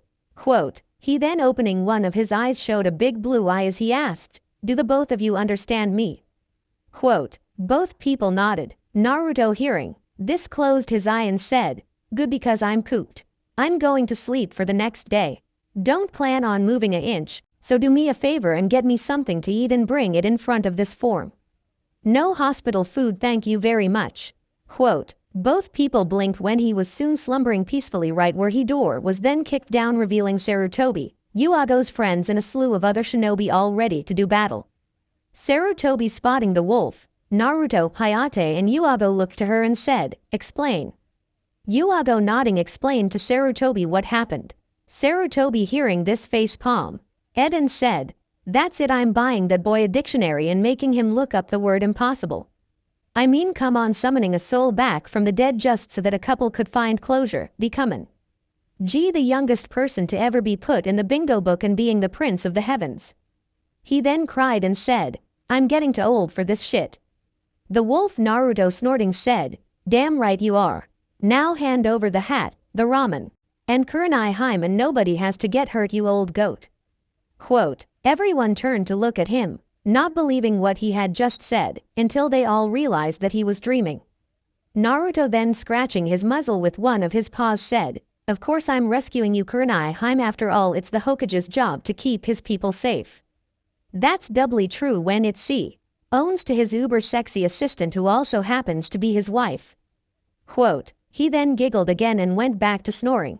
Sarutobi and Hayate had deep blushes on their faces and some blood dripping from their noses. Kurenai was trying to push down the blush from her face at the fact that the prince of the heavens was dreaming of her like that. Enko was giggling at the blackmail material she was getting. And the blonde brat who dared switch her dango with Pocky. Hana was forcing herself not to jump the wolf that was admitting the aura of the alpha. Yuago just shook her head at this. A day later, and Naruto was back in his body, starving as no one had given him any food. He was then forced to attend a team training exercise along with do a few missions. Naruto was barely standing as he stumbled towards his home, ignoring the worried looks in everyone he passed face. He was nearly home when his ears picked up Konohamaru saying, you'd better put me down before my awesome big brother comes and kicks your ass. He hearing a voice he didn't recognize snort and say, Brad, your big brother is probably some wannabe loser who pretends to be a shinobi. His eyebrow started to twitch at this, but he hear Moegi say, no way, boss Kun is a prince and trains super hard to be the best. The voice from before then said, a prince so he's a spoiled brat who thinks the world owes him everything. I bet he doesn't even know what a kunai looks like. Naruto didn't know who this guy was, but he was really starting to piss him off. Udon then said, boss is not a spoiled brat, and he does so know what a kunai looks like. Boss has this awesome sword that he carried around always. The voice then crossed the line when he said, so your boss is gay then? If he carries around his sword all the time, that mean he always has his hand on his Johnson and is always wanking off. Naruto turning around shifted into his supernova werewolf form and ran towards the location. When he was nearly there, he jumped into the air, let loose a bone-chilling howl, and swung down Kubiriki Bancho like the hammer of Thor. Landing, he nearly cleaved a boy dressed in a black cat suit with something in bandages on his back. Boruto turning around started to growl very loudly at the boy who he could tell was shitting his pants. Naruto pointing the tip of his blade at the boy said, you have 5 seconds to get your makeup wearing cat suit dressing. Puppet fucking ass out of my face before I rip you to pieces and have you for lunch. Quote, the boy hearing this quickly got up and ran as far as he could, leaving behind his shell-shocked blonde sister and the smirking academy students. Naruto turning to the tree growled out, that goes for you to Tanuki. I don't give a damn about what you hold in you because 9 trumps 1 every day. Now get, quote, the murderer's presence in the tree vanished very quickly with visible fear. Naruto then turning to the blonde was about to tell her to get when his eyes actually got a good look at her. He quickly lost his wolf form, shook his head clear, and then smiled what he hoped was a dazzling smile at the girl. He walking over to her gently grabbed her hand and kissed the back of it. He, then looking her in the eyes said, "May I have the pleasure of learning the name of such a lovely young lady?" The girl with a red face turned her head and said, "Subaku Tamari." He hearing this, smiled more, and said, "Desert Rose." What a fitting name for such a beautiful flower. Tamari was now blushing very hard. Naruto then smiling more said, "I assume you are here for the Chunin exams that Konoha is hosting this year." Tamari could only blush, as Naruto still hadn't let go of her hand. He smiling let go of her hand and said, "I hope to see you there, my lovely Desert Rose." He then turning to the 3 academy students scowled and said, "You 3 get back to class." All 3 saluting him ran back to class. Suddenly Naruto's hunger hit him full force. He started to wobble where he stood, drawing the attention of everyone watching including the Jonin sensei who had been watching from the Hokage's office. Naruto steadying himself said, "Stupid hunger. I need to get home before I calisp of hunger." He then looking up at the sky whistled. A loud screech could be heard as a large white bird appeared. Naruto jumping on its back said, "Home Karara." The bird screeched and Naruto was soon riding home on his pet from his aunt. In the Hokage's office Sarutobi sweat dropped and asked, "Did anyone remember to actually feed him something yesterday?" Karani sweat dropped and looked towards the window whistling a innocent tune. Anko gained the most innocent look on her face, despite everyone knowing that it was anything but. Yuago hidden in the shadows started feeling really guilty as Boruto had allowed Hayate to use his body so she could get closure and she didn't even feed him. Kakashi flipping a page in his book said, that would explain why he trapped Sasuke in his worst nightmare. With a genjutsu and beat Sakura black and blue when I called them for team training today. Sarutobi flinched hearing this and asked, "Are the both of them alright?" Kakashi shrugging said, Kakashi looks at Naruto with fear now. And Sakura refused to even go near him, but what do I know? Everyone's sweat dropped hearing this and all thought, lazy bastard. Quote, review or be forced to play Russian roulette with a semi-automatic Galil. Naru Ino and Swords. Chapter 3. 2 days later and Naruto was walking towards the academy to take the Chunin exams. In front of his face was a scroll about weapon forging. He was reading over the part about sword making. He reaching the academy without noticing walked inside, a fearful Sakura and an angry Sasuke right behind him. He ignoring the illusion on the 2nd floor he headed up the stairs. And passed right by Kakashi. Once inside of the main room he blinked feeling a decent amount of killing intent directed at him. Rolling his eyes he unleashed his own killing intent that made most of the room whimper in fear. He was then blomped by Ino who was trying to nuzzle his face and kiss him at the same time. Smiling he put his scroll up and started to nibble on Ino's earlobe. Gaining both a loud moan from Ino and a heavy blush from the girl. He then placing his hands on her still growing rump pulled her closer to his body and moved his mouth from her to her neck and started to nibble and suck on it. Ino moaning even louder, put her hand on the back of his head while tilting her head to the right. Neither one of them noticed the fact that the entire room was blushing and Hinata was glaring at Ino with daggers for eyes. Tamari was also glaring at Ino for taking the hunk she had been hit on 2 days ago. Both girls then started to fight over Naruto, who was ignoring said argument in favor of once again reading his scroll. He sensing someone coming, growled very loudly alerting the entire room. Naruto moving the scroll down growled at a silver-haired genin with black eyes and black-rimmed glass framing his face. The boy holding up his hand said, "Easy there comrade." Naruto growling louder said, "I don't know who you are, and I don't care. Get the hell on before I turn you into kibble for Akamaru." He then smirking savagely said, "Trust me I can and will do it." The boy sweating slowly turned around and walked away. Once he was gone, Naruto went back to reading his scroll. But blinked when he felt Akamaru sit down on his foot.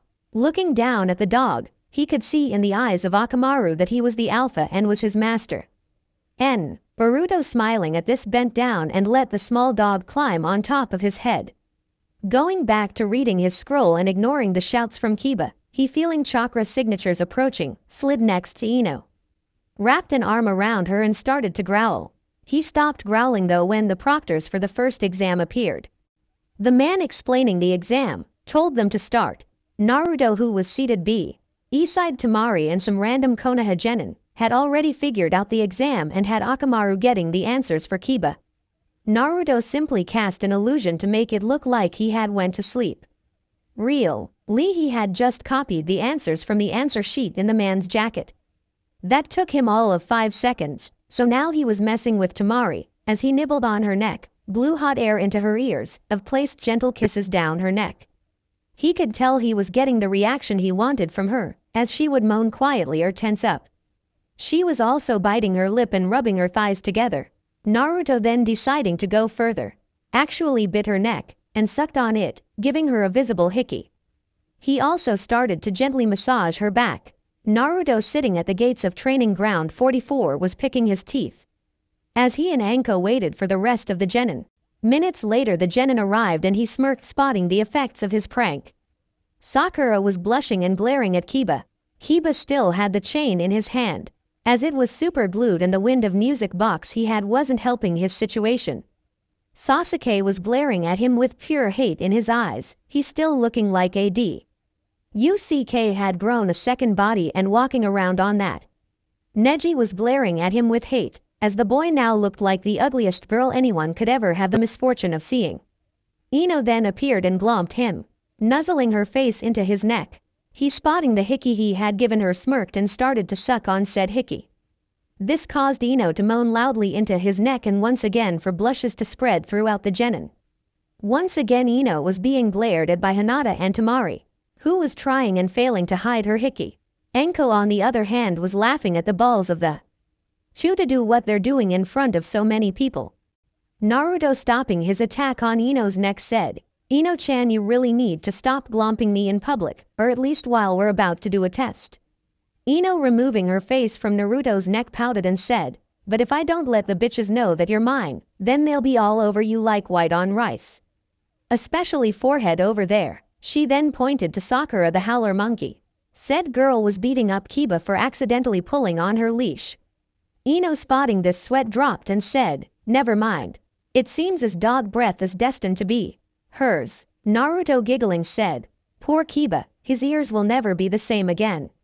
At this Ino started to laugh. She then said, "She's gonna burst his eardrums and make him wish he was dead after their first time together."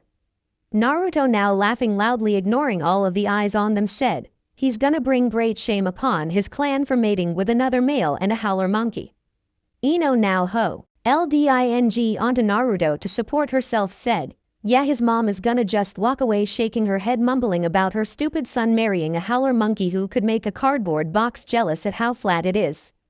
Naruto, now holding his side, said, "His sister is going to be freaked out when she starts to see brown-haired howler monkey dogs walking around, either screeching at everything or trying to hump everything." By now everyone except for Kiba and Sakura were laughing. Even Sasuke, the ever-brooding emo avenger, was quietly laughing. Anko, holding onto her sides at how funny the jokes the two air spitting out, held up her hand to stop anymore. Gaining her wits back, she started explaining the rules of the second exam. Kiba then snorted and said, "I'm an alpha and this forest will be a piece of cake for me and my team." He then yelped when his cheek was slashed by one of Anko's kunai. She, licking his cheek, said, "It's the loud ones like you that usually get killed fast in the exams." She, then looking at Sakura, said, "That would be a very bad thing because then your howler monkey would be free to screech and try and seduce anyone." She, walking back to the shack, said, "All right, enough games, come get your scrolls." Naruto, getting the scroll for his team, put the heaven scroll in his pocket before creating a shadow clone of said scroll. Handing it to Sasuke, he said, "Keep the scroll safe, Tem." Sasuke, snorting, said, "Whatever, Dobi." The now leash-free Sakura, trying to bat her eyelashes at Naruto in a seductive manner, said, "I can keep your scroll safe, Naruto-kun." Naruto, hearing this, shivered in fear and nearly puked at how wrong that sounded. Shaking his head he said, "Moving on, let's get to gate 20 so we can start this exam already." Sakura nodding followed Naruto trying to seduce him, while Sasuke was wondering what the hell was going on, as Sakura his most loyal fan girl was trying to seduce Naruto his now sworn enemy. Ino glaring at Sakura from afar as Sakura tried to grab and pinch Naruto's ass growled and said, "You're gonna pay for that forehead." Shikamaru hearing this sighed and mumbled out, "Troublesome blondes." Choji munching on his chips said, "Come Ino, let's get to our gate." Ino snorting followed Choji to their gate. Hinata glaring at Ino said, "Hiba, Shino we are going after Team 10 and taking their scroll." Hiba rolling his eyes hearing the clear Alice in her voice said, "Whatever you say." Hinata, Shino simply pushed up his shades. Tamari glaring at Ino so wanted to go after Team 10 also, but knew that Gaara was the leader of their team. Gar, with a plain expression on his face said, "We kill whoever we come across. Kankuro you will guide us. Tamari you will cover him." Both people nodded and followed him. In the forest Naruto was now Ning as Sasuke beat up an AIM team who had tried to ambush Team 7. Sadly that was never going to work with Naruto's keen sense of smell. He already knew that this group had a heaven scroll, so he was letting Sasuke beat them down for no reason. He was also ignoring Sakura's pathetic attempts at seducing him. His mind was really on Ino and Ramen. The group after taking the extra heaven scroll moved along. They were passing by a river when Naruto's ears picked up the sound of wind heading their way. He pushing chakra into his feet, stuck to the branch, but rolled his eyes when both Sasuke and Sakura were blown away. He spotting the source of the wind said, "Orochimaru of the Sannin I presume." Orochimaru peeling off the face of the girl he was wearing like a pair of shoes chuckled and said, "Naruto-kun or Konoha's blood wolf. What a pleasure to meet you." Naruto blinked hearing this and asked, "I'm actually in the bingo book under that silly name." Orochimaru laughing said, "Oh yes, you are a rank thread in the book." Naruto nodding asked, "Besides chatting with me, why exactly are you here?" Orochimaru chuckling more said, "I'm here to test you and Sasuke-kun." Naruto hearing this asked, "Test us for what?" Orochimaru smirking said, "For my new body of course." Naruto hearing this shivered and said, "No thanks man I don't swing that way." Try Tem heel bite. Orochimaru chuckling said, "Very funny Naruto-kun. Enough games." He then rushed towards Naruto, who jumped backwards and pulled out Kubikiribocho. He rushing toward Orochimaru blinked when he was blocked by a sword from a snake's mouth. Orochimaru chuckling said, "I see you have gotten good with your new sword." Naruto having his eyes on the sword said, "The Kusanagi, damn this fight just got tough." Orochimaru hearing, this laughed and said, "Indeed it did Naruto-kun." The two then vanished and sound of clashing metal could be heard. 5 minutes later Naruto appeared breathing heavily with a few cuts on him. Amaru was standing on a branch a smirk on his face a few small cuts on him. The snake then said, "You are very good Naruto-kun. Now it's time to show me some ninjutsu." Naruto hearing this decided to try some genjutsu. Closing his eyes he lifted up his sword and cried out, "Tsuki Ukami Genjutsu, midnight snack." Orochimaru blinked finding himself trapped in the body of a deer. He looking around length gaining wide eyes spotting a pack of wolves around him drooling. He biting his lip dispelled the illusion and ducked a swing from Naruto's sword. He then punched Naruto in the stomach hard, launching him across the clearing. Naruto hitting a tree growled out, "Mokuden, nature's fury jutsu." Orochimaru's eyes widened when from the ground a huge hand made of wood, vines, and flowers appeared and tried to slap him away. Naruto spotting this followed his attack up with Supernova, Black Hole Sun. The snake's jaw nearly scraped the ground when a black ball launched towards him. He moving.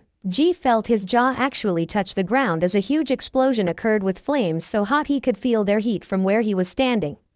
Naruto with one last jutsu in his mind cried out, "Shirantan, Cloud's Paradise."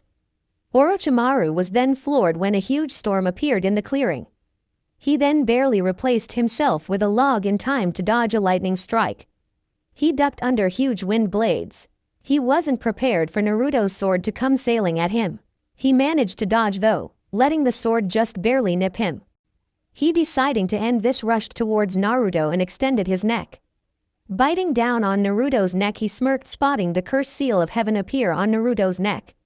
Naruto screaming glared at Orochimaru who chuckled and said, "Enjoy my little gift Naruto-kun."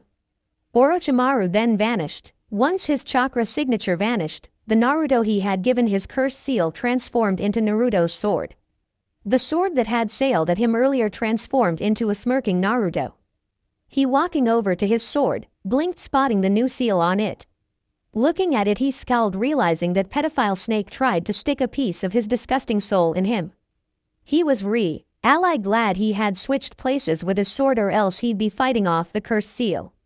Shaking his head he picked up his sword and was about to head towards his teammates when he noticed Somethi glinting not too far from his direction. He following the gleam blinked finding himself in a cave made of crystallized hellfire. He sniffing out the cave couldn't smell anything too dangerous so he slowly made his way into the cave. His eyes widened spotting two swords much like the one on his back locked in eternal combat in front of him. He looking up could also see another pair of swords, SA2 looking like they were guarding something. He not knowing what to do closed his eyes and tried to feel if any of these swords were calling to him. His eyebrows started to twitch when all four words started screaming for him to take them with him. He opening his eyes sighed and decided it was time for him to try his idea. Pushing energy through his body, he started picturing an extra pair of arms under the ones he had now. He winced feeling pain around his stomach area. Opening his eyes he couldn't believe that it worked. Granted the arms were wolf-like in nature, but still he had 4 arms. Shaking his head, he walked over to the pair locked in battle grabbed the Snow White one first. He instantly felt his chakra levels increase and could feel his Hyoden chakra getting crazy strong. He grabbing the sword that looked to be blood-colored, started sweating feeling his supernova chakra levels along with his Kanton chakra levels skyrocket. He then looking down blinked spotting any pink and white crystals on his left arm. His other arm was now coated in a blazing orangish red aura. He blinked hearing an angelic, melodic and female voice tell him that the first sword was named Soul Calibur or the Blessed Sword. He then heard a deep demonic voice tell him that the other sword was named Soul Edge. He shaking his head was wondering where to put both swords. Imagine his surprise, say when both swords transformed into wristbands of corresponding colors. He shaking his head walked over to the other swords and grabbed them with his wolf arms. He had to let out a loud howl as he felt both his food and chakra levels get a major boost. He shaking his head looked down at the ends of the 2 swords and blinked spotting the red demon head on the red blade and the blue demon head on the blue blade. He then heard twin voices say that the name of these 2 swords were Agni and Rudra. He was then informed that the 2 swords can be fused to be easier to carry around. He fusing them linked spotting a sword slightly longer than his first one. Nodding he walked out of the cave and took a deep whiff of the forest. He finding Sasuke's scent, rolled his eyes as the Uchiha smelled like snakes and Sakura smelling like piss. Sighing he decided to sniff out Ino instead. His eyes narrowed smelling her with teammate. She also seemed terrified for some reason. He shifting into his full wolf form, ran towards her location. Ino was terrified as Hinata and her team had taken out Shikamaru and Choji leaving just her. Since coming back from Wave she had been taking her training seriously. But even she couldn't defeat Hinata and her 2 teammates by herself. Hinata with a glare in her eyes said, "You are to stay away from Naruto-kun, he is mine." Ino hearing this felt her fear melt away as she snarled, "No he's not. He's mine." Hinata sneering was about to strike Ino, when a fear-inducing howl ripped throughout the forest. Ino recognizing the howl though, started looking around for what she was sure is Naruto. She then heard Akamaru start whimpering. She turning to the dog, blinked spotting him with his tail between his legs and laid out on his back. She looking at Kiba Knew that dog boy was terrified as his eyes were wide and he was constantly scanning the surroundings. Shino himself was breathing very heavy, like he was trying desperately not to faint. She then looked at Hinata who was trembling like a little leaf, her Byakugan eyes looking directly above Ino. Ino looking up herself felt her heart leap out of its chest spotting Naruto in his wolf form glaring at teammate with his rage-filled eyes. Naruto jumping down in front of Ino growled out, "Leave now." Quote, all members of Team 8 didn't say a word but took off running, not daring to further enrage the massive wolf in front of them. Naruto, shifting back into his human form, turned to Ino and was about to ask if she was alright. Instead, he found himself engaged in a major make-out session with the grateful Yamanaka heiress. When the kissing stopped, Ino drew back and whispered with lust clear in her voice, "I don't want to wait anymore, Naruto-kun. I need you now. I want you to claim me as your mate and make me the alpha of your future harem." Naruto, closing his eyes, said, "Fine, Ino Harem." He then carried her a little bit away from the clearing her team was still in. He, slapping some seals down, said, "There now, no one should disturb us." He then, placing her down, wasn't prepared for her to glomp him and begin the makeout session again. The two of them getting back the clearing woke up Shikamaru and Choji. Naruto then left. Arriving in the clearing where his teammates was, he sweat dropped spotting Sakura basically raping the unconscious Sasuke. He, deciding not to make his presence known, climbed into the tree, transformed into his wolf form and took a nap. He would be woken up hours later from the sounds of a struggle. Opening one of his eyes, he rolled his wolf eyes spotting Sakura being beaten up by the sound genin. He, hopping down from his perch, growled lowly, getting the reaction he wanted from the people in the clearing. His eyes narrowed when the girl of the sound team jumped and bruises could be seen. He, walking over to her and ignoring the others, checked her over. His growl then became a powerful snarl as he could tell that this poor girl was being abused by her teammates. He, turning his eyes on them, could feel the fear crawling up their spines. This fear got bigger when he summoned Soul Edge and had his tail wrapped around it. He then, letting loose one of his howls, made the entire forest tremble in fear. That fear doubled when a howl much like his could be heard coming from deep in the forest. Naruto then dashed forward and like a blur the two other members of the sound genin fell to the floor dead. He, shaking his fur, he turned to the terrified girl. He, walking over to her, gently nuzzled his face with hers. Kin, feeling this, calmed down greatly. Naruto, feeling this, made the girl climb on his back. He, looking at Sakura, motioned for her to follow him with Sasuke. Sakura, nodding, followed Naruto to the tower. Naruto, entering the tower, threw out the T-Wo scrolls and ignored when Iruka appeared and explained the test. He then, escorting the now sleeping peacefully Kin to the Hokage's office in the tower, laid down gently on the floor and let her wake up herself. Kin, spotting the Hokage and a few of the Jonin, instantly felt fear creep up her spine. She was instantly calmed down as Naruto let out a snore from under her. She, looking down, smiled, Tting, the wolf that had rescued her from her terrible team. She, hearing the Hokage ask her to explain, did so, leaving nothing out. She felt fear fill her body, hearing some people scream for her death. That fear vanished just as quick as it came because Naruto letting out a loud growl. Naruto, standing to his feet, glared at everyone with his eyes. He, creating a clone, had Kin get on its back, shifting into his human form, summoned both Soul Edge and Soul Calibur. He then, looking at every person that had screamed for Kin's death, and said, "Shut your filthy mouths. Kin-chan is now under my protection. She is to be marked down as my vassal, and any who dare threaten her will feel my full wrath." He then, slamming Soul Calibur into the floor, ignored when blue crystals appeared all around him and aid. "I will also have you burning by the very flames of the sun." He then, looking one person dead in the eyes, said, "So heed my words, before I am forced to skin you alive and dance on your bones." He then, shifting back into his wolf form, allowed Kin to climb back on his back and made his way to the room. Sarutobi, sweat dropping, could only say, "I need to find a replacement soon. I'm getting way too old for this shit and he fucking knows it." Naruto, in a room curled up next to Ino, both of them in their wolf form, smirked and said, "Ya damn right I do, you old man. Soon I will have the hat and things will never be the same." Ino, snuggling into Naruto, growled out, "Hush, Naruto-koi. Your princess needs her sleep." Naruto, sweat dropped hearing this and wondered if his clone was doing any better with Kin. Kin, nuzzling into the Naruto clone's warm fur, was like, "Naruto-sama's fur is nice and cozy."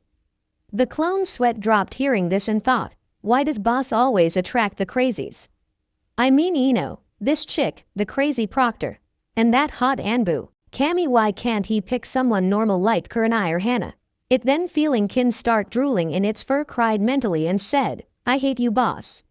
My fur is going to ruined. Troublesome crazy women. Quote, review or be forced to listen to Barney's and SpongeBob rendition of Call Me Maybe. Prelims, Rage and Supernova. Yo, it's TTJOD here with the 4th chapter of Recessive Kekai Genkai. Just basically the prelims, some cool fight scenes, some comedy, and a little Uzumaki magic. Soul Edge is a female and part of the harem. Oh, and the subcategories was something I came up with. Let me know what you guys think.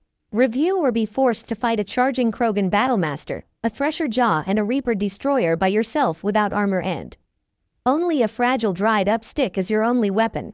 TTJOD, Enko, do the disclaimer, my sexy siren. Enko, 10-tailed jackal of doom, does not own anything besides original jutsu, bloodlines, weapons and characters. If he did, Sasuke would have died at birth or be Naruto's wife as Setsuna. Chapter 4. 2 days later and Aruka was scratching his head, spotting what he was sure was a Naruto clone in a chibi wolf form being cuddled to death by Kin. The reason he was scratching his head was the wolf had tears in its eyes and was begging him for him to help it. He could help the wolf and be owed a favor from Naruto, or let it suffer as payback for all those times Naruto got him beat up by Kunoichi for being a pervert. He sighing decided to spare the clone's life and said, Kin-san, please relinquish the clone before it dies. Kin blinking released the clone, who appeared in front of Aruka and kissed his feet. Aruka, ignoring this, said, Naruto, dismiss this clone and report to the main room. I'm sure you'll be able to find your way there. I'll escort Kin-san there. Ino needs to be there also. The clone, nodding, vanished in a poof of smoke. Aruka, ignoring this, lead Kin to the main room, ignoring how terrified the girl seemed. Not that he blamed her, as he had heard what some of the people had threatened her with. He, reaching the main room, blinked, spotting the real Naruto there without a shirt, Ino hanging onto his left arm. Aruka noticed that something was different about Ino. Was her hair longer, and did it just shine in the light? Shaking his head, he focused his attention on Naruto, who now had 2 wristbands and 2 swords on his back. He recognized the first one as the head cleaver, the second one he didn't recognize, but could see the kanji for Tempest on the hilt.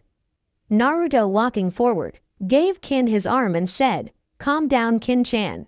I'm right here, and I won't allow a single person to lay a finger on you. Kin, hearing this, instantly calmed down and latched onto the arm Ino wasn't hanging onto. Naruto smiled at this and led his 2 girls down the stairs to join the rest of the genin, including Sasuke, who he could tell had gotten an evil hickey of doom from Petamaru. His eyes mauve, inked to Sarutobi, who looked like he wanted to strangle someone, pretended to pay attention as the man droned on and on about the true purpose of the Chunin exams. Everyone thought he was going to lose his temper first, but they were wrong. Ino, getting annoyed at Sarutobi's speech, growled and said, old man, if you don't get to the point, Naruto-kun is gonna go on a pranking spree so bad that you'll ever finish the paperwork that comes from it. All eyes moved to Naruto, who smirked and said, you heard my Harem, get to the point, old man. Sarutobi, sweat dropping, did get to the point, and some random jonin appeared to start the prelims. Naruto, walking back up the steps with a girl on either arm, leaned against the wall and watched the matches. The first match was Kiba versus Kankuro, the boy from Suna. Kiba, down on the floor, had an arrogant smirk on his face as he said, this is great, I get the loser who plays with his dolls and wear his sister's makeup. His comment got Ino to giggle, Kin-T-O snicker, and Naruto to laugh very loudly. Kankuro, with an twitching eyebrows, said, I get to put the horny little doggy down. That's when Ino and Kin lost it and started laughing very loudly. Naruto hawking his head, said, that round goes to the marionette fucker. When Naruto said this, everyone burst out laughing, including Kiba, who said, Naruto in for the kill. Kankuro was now twitching completely. He, turning his head, glared at Naruto and said, forget the doggy, I want the fruit, wolf boy. Naruto, hearing this, felt his eyes narrow as he said, Akamaru, rip him to pieces, so commands Prince Ukami, leader of the heavenly all-lunar Fang clan. Akamaru, hearing this, didn't bark but let loose a powerful howl that sent chills down everyone's spine. Kiba, looking at his dog, blinked when Akamaru turned into a large wolf with blood-red fur. Kankuro, spotting the wolf, shit his pants. Naruto, smirking manically, said, Kiba, I give you the blessing of the all-lunar Fang clan. Unleash your inner wolf and S. How this fool why canines tend to run in packs. Kiba hearing this smirked dangerously and howled. Konkoro shit his pants again when Kiba jumped into the air and fused entirely with Akamaru. The Kree Chure that landed was something out of everyone's worst nightmare. It was a mother-fluffing two-headed monster wolf, with a glowing purple moon on the middle of its heads. It roared and licked its lips. Naruto cackling said, "Behold the true purpose for my little prank during the end of the first exam.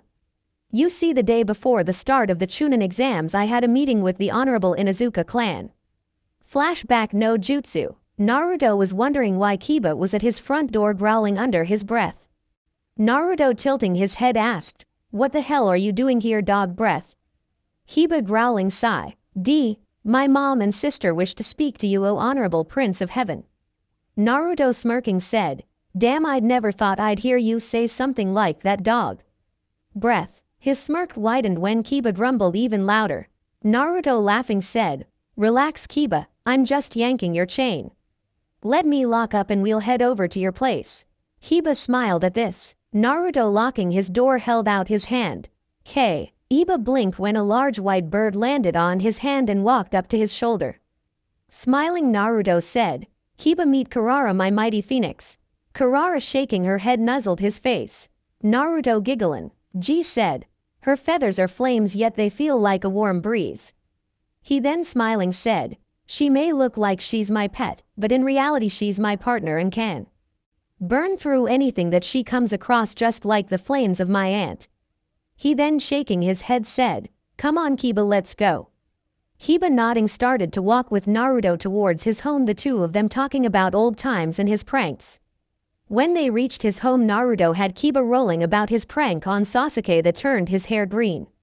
Naruto blinked, spotting all of the puppies running around and the not so excited Inuzukas running after them. He turning to Kiba asked, "A new batch of puppies?"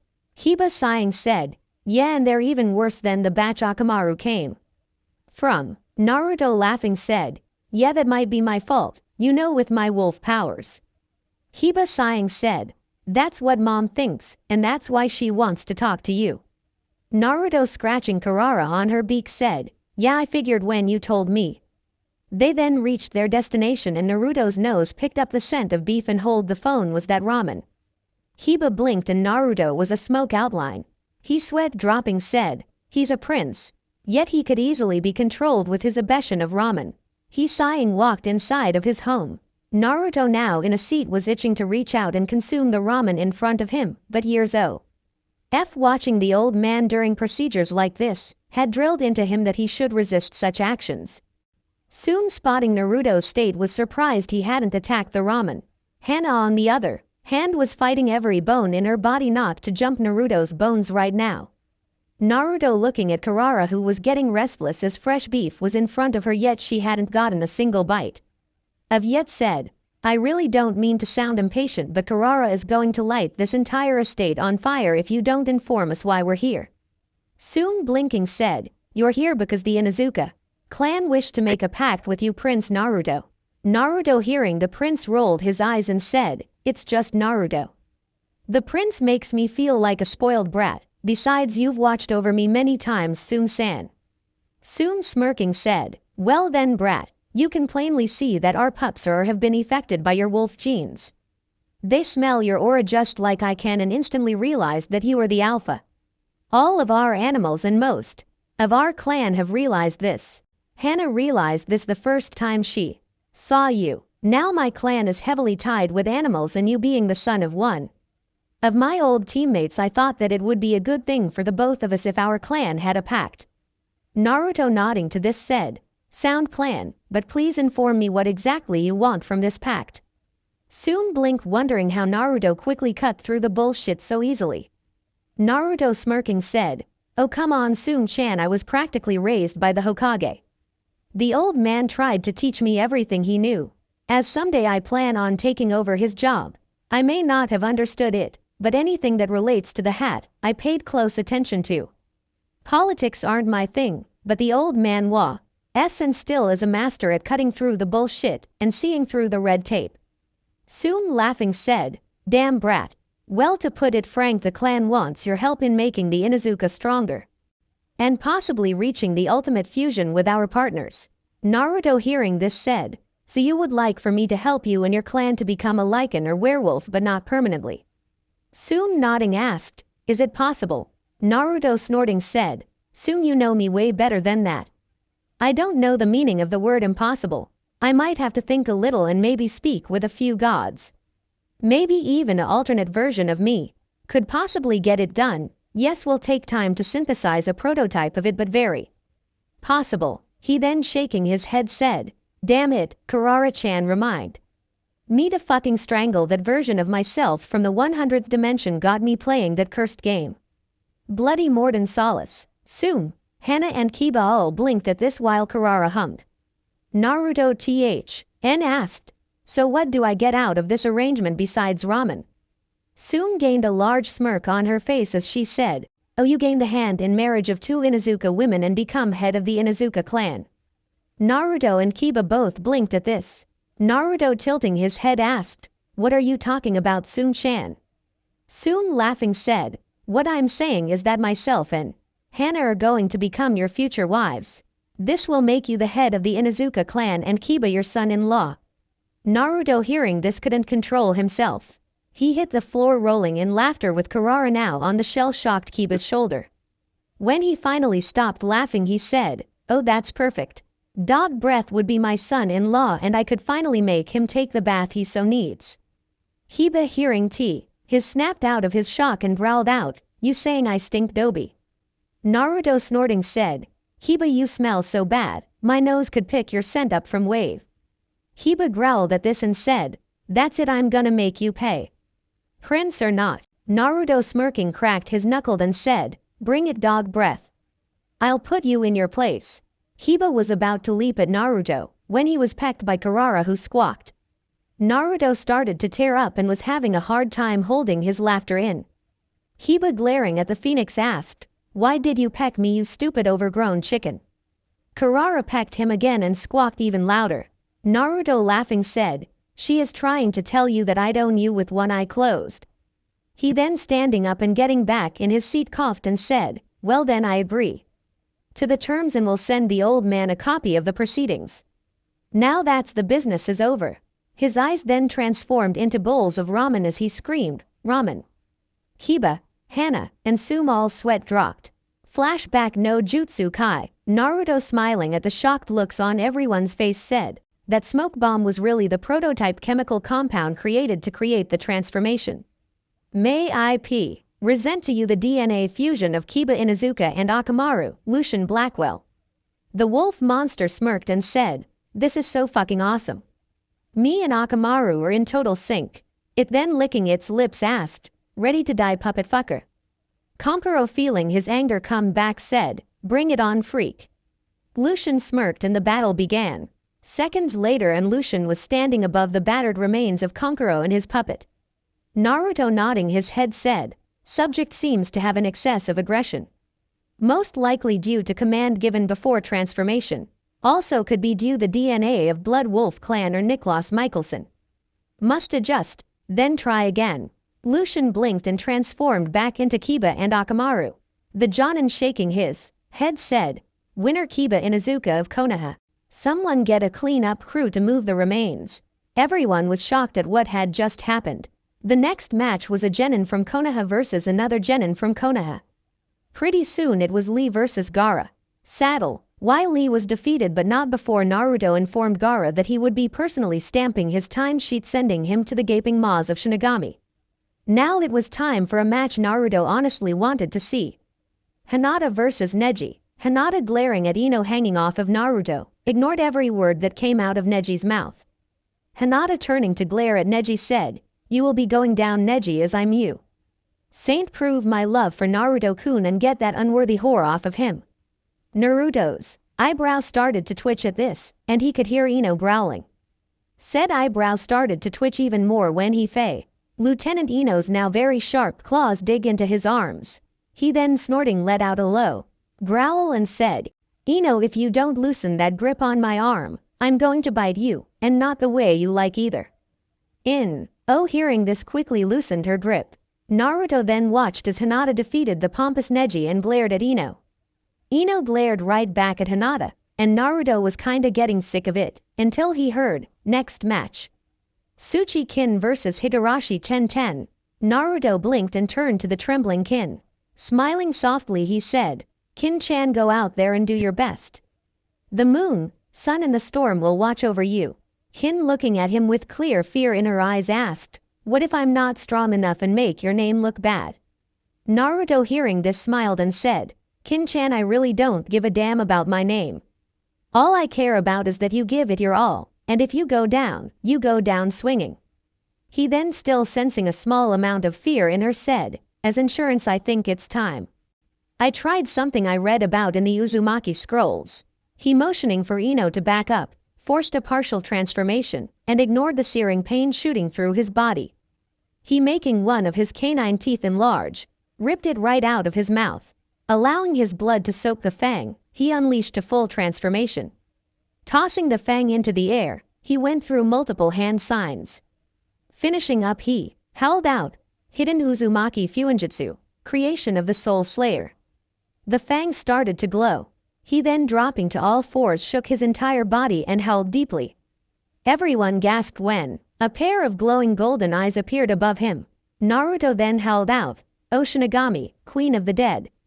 I ask thee for the souls of Ringo Amayuri, former member of the Seven Swordsmen of the Mist, and Senju Uzumaki Mito, great wife of Senju Hashirama and powerful member of the once great Uzumaki clan. I offer you the soul of Kankuro Sabaku and Momochi Zabuza in return."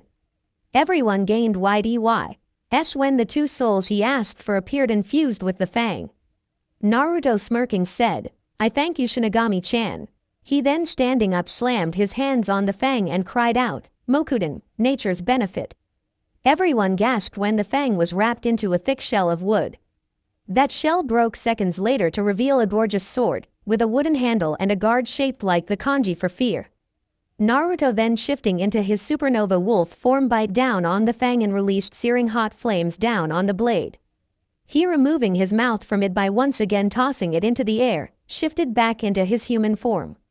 Grabbing the hilt of the brand new sword, he twirled it around and pointed it directly at Sasuke and said, "May I present to you Kin-chan's very own weapon of immense power. Blessed with the powers of supernova release in the Mokuden, fused with the souls of Amayuri and Mito and given the power of fear." He then, handing it to Kin, said, "It's up to you to learn her name, Kin." Kin, gently taking the weapon, was looking at the new sword like it was a gift from God. She, closing her eyes, blinked hearing the name of the sword. Smiling, she opened her eyes and said, "Her name is Kyofu no Haka, Fears."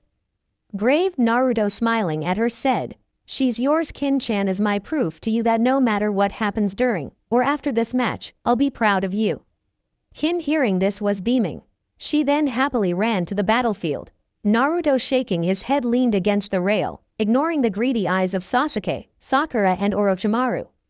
He blinked, feeling someone nuzzle his face. Rolling his eyes, said, "I'm not making you a sword, Ino, so stop nuzzling me." The nuzzling stopped and Ino huffed. She, leaning on his arms, said, "You're such a good alpha and mate. You'll be a wonderful father." Naruto, rolling his eyes, said, "Yeah, whatever." All eyes except for Naruto's, who staring at the cursed seal on Sasuke's neck. He didn't like how evil that damn seal was, and honestly, he wondered how in the hell did the snake come up with such a sick seal. His eyes then moved to Anko, as his nose had picked up the scent of more evil on her. He, narrowing his eyes, let his eyes roam her body. He, finding her curse mark, instantly figured out why the villagers were so mean to her and why she had so few friends. He was about to say something when his eyes was drawn to the battlefield.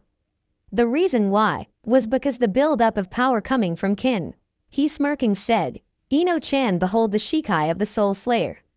Ino, hearing Naruto, paid close attention to Kin, who screamed out, "Mankind's secret buried for centuries, guarded by the darkness and coveted by the evil creatures, found not lost by the undeserving eyes of a servant, blessed by the son of the storms and nephew of the moon and sun. Break down the walls and blur the lines. Consume Kyofu no Haka." Suddenly a dense shell of dark energy appeared around Kin. Naruto felt his eyes widen when the image of 7 astral wolves appeared around Kin. The small black one with glowing pink eyes stepped forward and lunged into the shell. Naruto, realizing what this was, threw his head back and let loose a howl. This action was copied by Kiba, Akamaru and Ino. Everyone was confused until another howl was released, this time from the shell. The shell then broke down, and a changed Kin was revealed. Her long black hair was tied into a loose ponytail and was shining. Her skin was flawless, and her eyes were now pink just like the wolf. She was dressed in a type of armor never seen before. It was sectioned, starting at her shoulders, ending midway her bicep. Started and ended at the elbows, then appeared again midway her tricep and covered her entire hand. It was thick on her chest area but spread out at her stomach, still somehow covering her sides.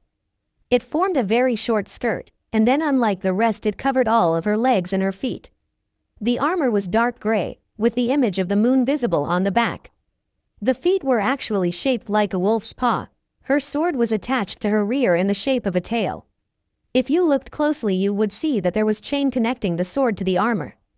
Kin then, dropping down to all fours, growled at Tenten and said, "For the love and affection of Naruto and Ino, Sama." She then dashed forward and Tenten had to flip into the air to avoid being slashed in half by Kin's claws. Tenten, smiling, said, "Oh yeah, I love it when I get a good fight." The battle then resumed and everyone was watching now, including Naruto. Ino, watching as Kin's sword deflected a surprise attack from Tenten, asked, "Why did she say that, Naruto-kun?" Naruto, smiling as Kin's sword shot out at Tenten while Kin was spinning in the air, said, "Kin-chan is part of our pack, like Kiba and Akamaru. Yet she sees herself as a lowly beta to our alpha. She seeks to earn our love and affection, not knowing that she already has it, otherwise I wouldn't have given her a soul slayer." Ino, hearing this, snorted and said, "Naruto-koi, I get a cool power from becoming a part of the pack also, right?" Naruto, smiling as Kin trapped Tenten in an powerful illusion, said, "Yes, my lovely Harem. I'm pretty sure you now have the Shoten release." Ino, hearing this, blinked and said, "But I have my clan's Kekai Genkai."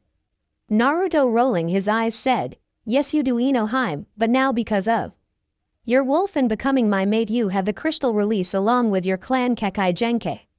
Ino, hearing this, smiled and couldn't wait to show Sakura her new bloodline. Naruto face palmed at this and said, "Ino Harem, don't kill Kiba's soulmate." Ino, hearing this, pouted and said, "But Naruto-koi, she's so annoying and makes the serious Kunoichi look bad." Naruto, pinching the bridge of his nose, saw, "I said no killing the pink-haired howler monkey, Ino Harem. Keep arguing me and I'll let Ka-chan teach you about the Uzumaki traits along with both of my aunts." Ino blanched dramatically hearing this and said, "No, don't do that, Naruto-koi. I'll be a good girl, I promise." Naruto, still holding the bridge of his nose, said, "Prove it." Ino, nodding, jumped down to the arena floor. Standing up she did, and to bother to dust herself off she just glared at Sakura, who had this smug smirk on her face. Ino, still glaring, asked, "What's with the smirk forehead?" Sakura, smiling, said, "Oh, I just can't wait to say the look on your face when Naruto dumps you for me after I kick your ass here." Ino blinked and asked, "Are you serious?" Sakura, snorting, said, "Of course I am, piggy." Ino then started to laugh very loudly, to the point that she was holding her sides. She, ending her laughing, asked, "You really don't get it, do you, forehead?" Sakura blinked and asked, "Get what, piggy?" Ino, smiling, said, "Naruto-koi will I'll never pick you for a couple of reasons." She, flipping her hair back, said, "First, he likes his women serious kunoichi. Example, myself, Kin-chan, the crazy proctor to the second exam, the purple-haired Andu that he saved, Kurenai-sensei." Sakura scowled at this. Ino then said, "Second, Naruto isn't kidding when he says that you and Kiba are soulmates. It's one of the perks of being the child of a goddess and a natural-born apex." Sakura was really shaking in rage now. Ino then said, "Third, his girls have curves, as you can already tell, and sadly you're so flat a cardboard box looks like a better partner than you." By now the entire room was trying to hold back their laughter and Anko was winking at Naruto. Naruto himself was banging his head against the railing. Ino then, gaining a serious look on her face, said, "Lastly, I'm the alpha of his harem, and I can see that as you are now, you're nothing but a gold-digging whore." who would happily fuck an old man if he promised to give you lots of money. Sakura screamed at this statement and said, "Proctor, start the fucking match so I can make this bitch pay." The proctor started the match, and like a fool Sakura rushed towards Ino, who smirked. She, dropping into a stance, said, "Foolish little monkey, you fell right into my trap. From the battle style of my love and mate, Taijutsu, Crystal Wolf's Berserker Barrage." Her fist then drove right into Sakura's gut, making her eyes nearly pop out of her head. Ino then started to tear into Sakura, landing bone-breaking punches, kicks and even biting Sakura. What made matters worse is when Sakura started to move with each attack. Ino, landing a deadly right hook, sent Sakura flying across the floor. Everyone gained wide eyes when Ino shifted into her wolf form, with crystals clearly visible in her fur. She, running in front of Sakura, shifted back into her human form. Said, "It's over," lightning style, thunder punch. Her fist was then coated in thick yellow lightning, she hitting Sakura directly in the jaw. Watched as Sakura collided with the statue, making a huge dust cloud appear. She, crossing her arms, smirked when Sakura was revealed to be unconscious and very hurt. The proctor CKLY called the match in her favor and got Sakura help. Ino, skipping upstairs, sent a potent glare at Hinata and said, "See you at the finals, bitch." Naruto ignored this and watched the board rotate through names, but knew there was no point as the only people yet to fight was Temari, Shikamaru, Shoji, Shino, Sasuke and himself. He figured that Shikamaru and Shino would face each other, then Choji would face Temari. He was 100% accurate and Shikamaru ended up making it to the finals. Temari destroyed Choji and sent her own glare at both Ino and Hinata. Naruto, sighing, started making his way towards the arena floor, already knowing that his match with Sasuke wasn't going to be pretty. He, getting the floor, rolled his eyes, spotting the arrogant smirk on Sasuke's face. The proctor asked, "Are both fighters ready?" Naruto nodded while Sasuke continued to smirk. The proctor then started the match and moved back. The two of them were just standing there looking at each other, Naruto with indifference, Sasuke with an arrogant smirk. Sasuke then said, "Dobi, if you create one of those swords for me like you did my future whore, then I'll go easy on you." Naruto, hearing the insult at both hymns, Elf and Kin, growled and said, "Duck ass, if you apologize now I'll let you keep your ego." Sasuke laughed and said, "Dobi, I am beyond you power now." Naruto, rolling his eyes, said, "Sure you are, and Kakashi-sensei doesn't read porn." Sasuke, scowling, said, "I guess I'm just gonna have to show you who is the better." Naruto, putting his hands in his pockets, said, "Yeah, sure, whatever." Sasuke, spotting this, snarled and said, "Dobi, you get into a proper stance now." Naruto, pulling a book out of his pocket, opened it and started to read it. Sasuke, spotting this, roared and said, "Dobi, look at your betters now." Naruto, yawning, turned to the proctor and asked, "I'm sorry, did you say something?" Sasuke screamed and launched at Naruto, who with the grace of a cat dodged each of his sloppy attacks. Naruto, getting behind Sasuke, did a hand sign that made Kakashi's eyes widen. Said eyes widened even more, spotting the sparks on the tips of Naruto's fingers. Naruto, with an evil smirk on his face, said, "I'm borrowing this from Kakashi-sensei's playbook. Taijutsu, 1000 Years of Death. Storm style." He then shoved his fingers up Sasuke's ass. The boy shot into the air holding said thing. Almost everyone in the room was laughing hard, the exception being the awake and healed Sakura, who was glaring at Naruto. Sasuke, landing, started to shake in rage. He then suddenly stopped and smirked. He, looking at Naruto, saw, "That's right, play your silly games, Dobi. Once I defeat you, I'm going to track down your whore of a mother and take her, along with your aunts, and then I'll have my way with the Yamanaka and that former sound whore." Naruto, hearing this, instantly lost all playfulness. He, closing the book, tossed it into the wall. Naruto's face was a stone, not a speck of emotion could be seen. Ino, spotting this, said, "Oh boy, duck ass just pissed off Naruto Koi." Kin, standing beside Ino, said, "Naruto-sama is going to render him useless." Hiba, licking his lips, said, "This just might be the death of the Uchiha clan in the village hidden in the leaves." Sarutobi himself was shaking his head as he said, "Foolish Uchiha just crossed a line not even my foolish former student would cross." Suddenly a huge killing intent flooded the room, and people started seeing the laughing face of the Shinigami. Then it suddenly got extremely hot inside of the room. Ino, moving her eyes to Naruto, gasped.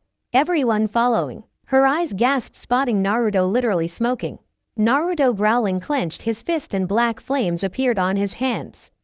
Naruto then, grabbing his left wrist, unsealed soul edge. He lifting it up NLE ashed a hellish wave of malignant blood red energy. Everyone gasped when an eye opened up in the middle of the sword. Naruto's entire body then became coated in black flames that was burning the very ground he was walking on. Red chakra then shrouded Naruto, and everyone that was alive during the Kyuubi attack gasped, realizing that this was its chakra. Naruto then, with a deep demonic voice, said, "Ancient eyes, watch over the young. A king sits upon his castle mourning the loss of his son. His hands soaked in the blood of the innocent.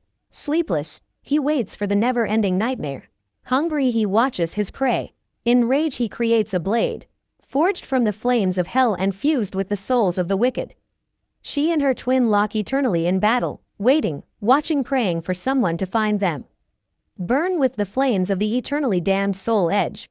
Flames burst from every single spot on the floor. Hell, the proctor was standing beside the Hokage. The flames were so powerful Naruto couldn't be seen. When the flames died down a little, everyone gasped, spotting Naruto literally floating above the ground, billions of floating blood red swords spinning around him. Naruto's hair was braided, and his muscles were rippling. He was wearing black hakama pants with torn edges. The flames now covered him, much like armor, and gloves could even be seen. Naruto, glaring at Sasuke with blood-red eyes, said, "I'm going to make you wish you were never born, Uchiha." He then vanished, and Sasuke screamed in pain as his right arm was now laying on the floor burning. Sasuke, growling, activated his Sharingan and attacked Naruto.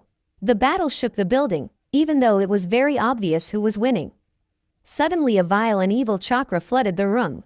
Sasuke appeared with his curse mark covering his entire body. He, laughing, said, "I'm going to kill you now, Dobi." He then vanished again, and Anko was about to jump in to stop the battle when a hand firmly grabbed her shoulder. She, turning to look at who did so, gasped, finding Amaterasu there with Tsukuyomi and Susanoo. All three goddesses had pissed off looks on their faces.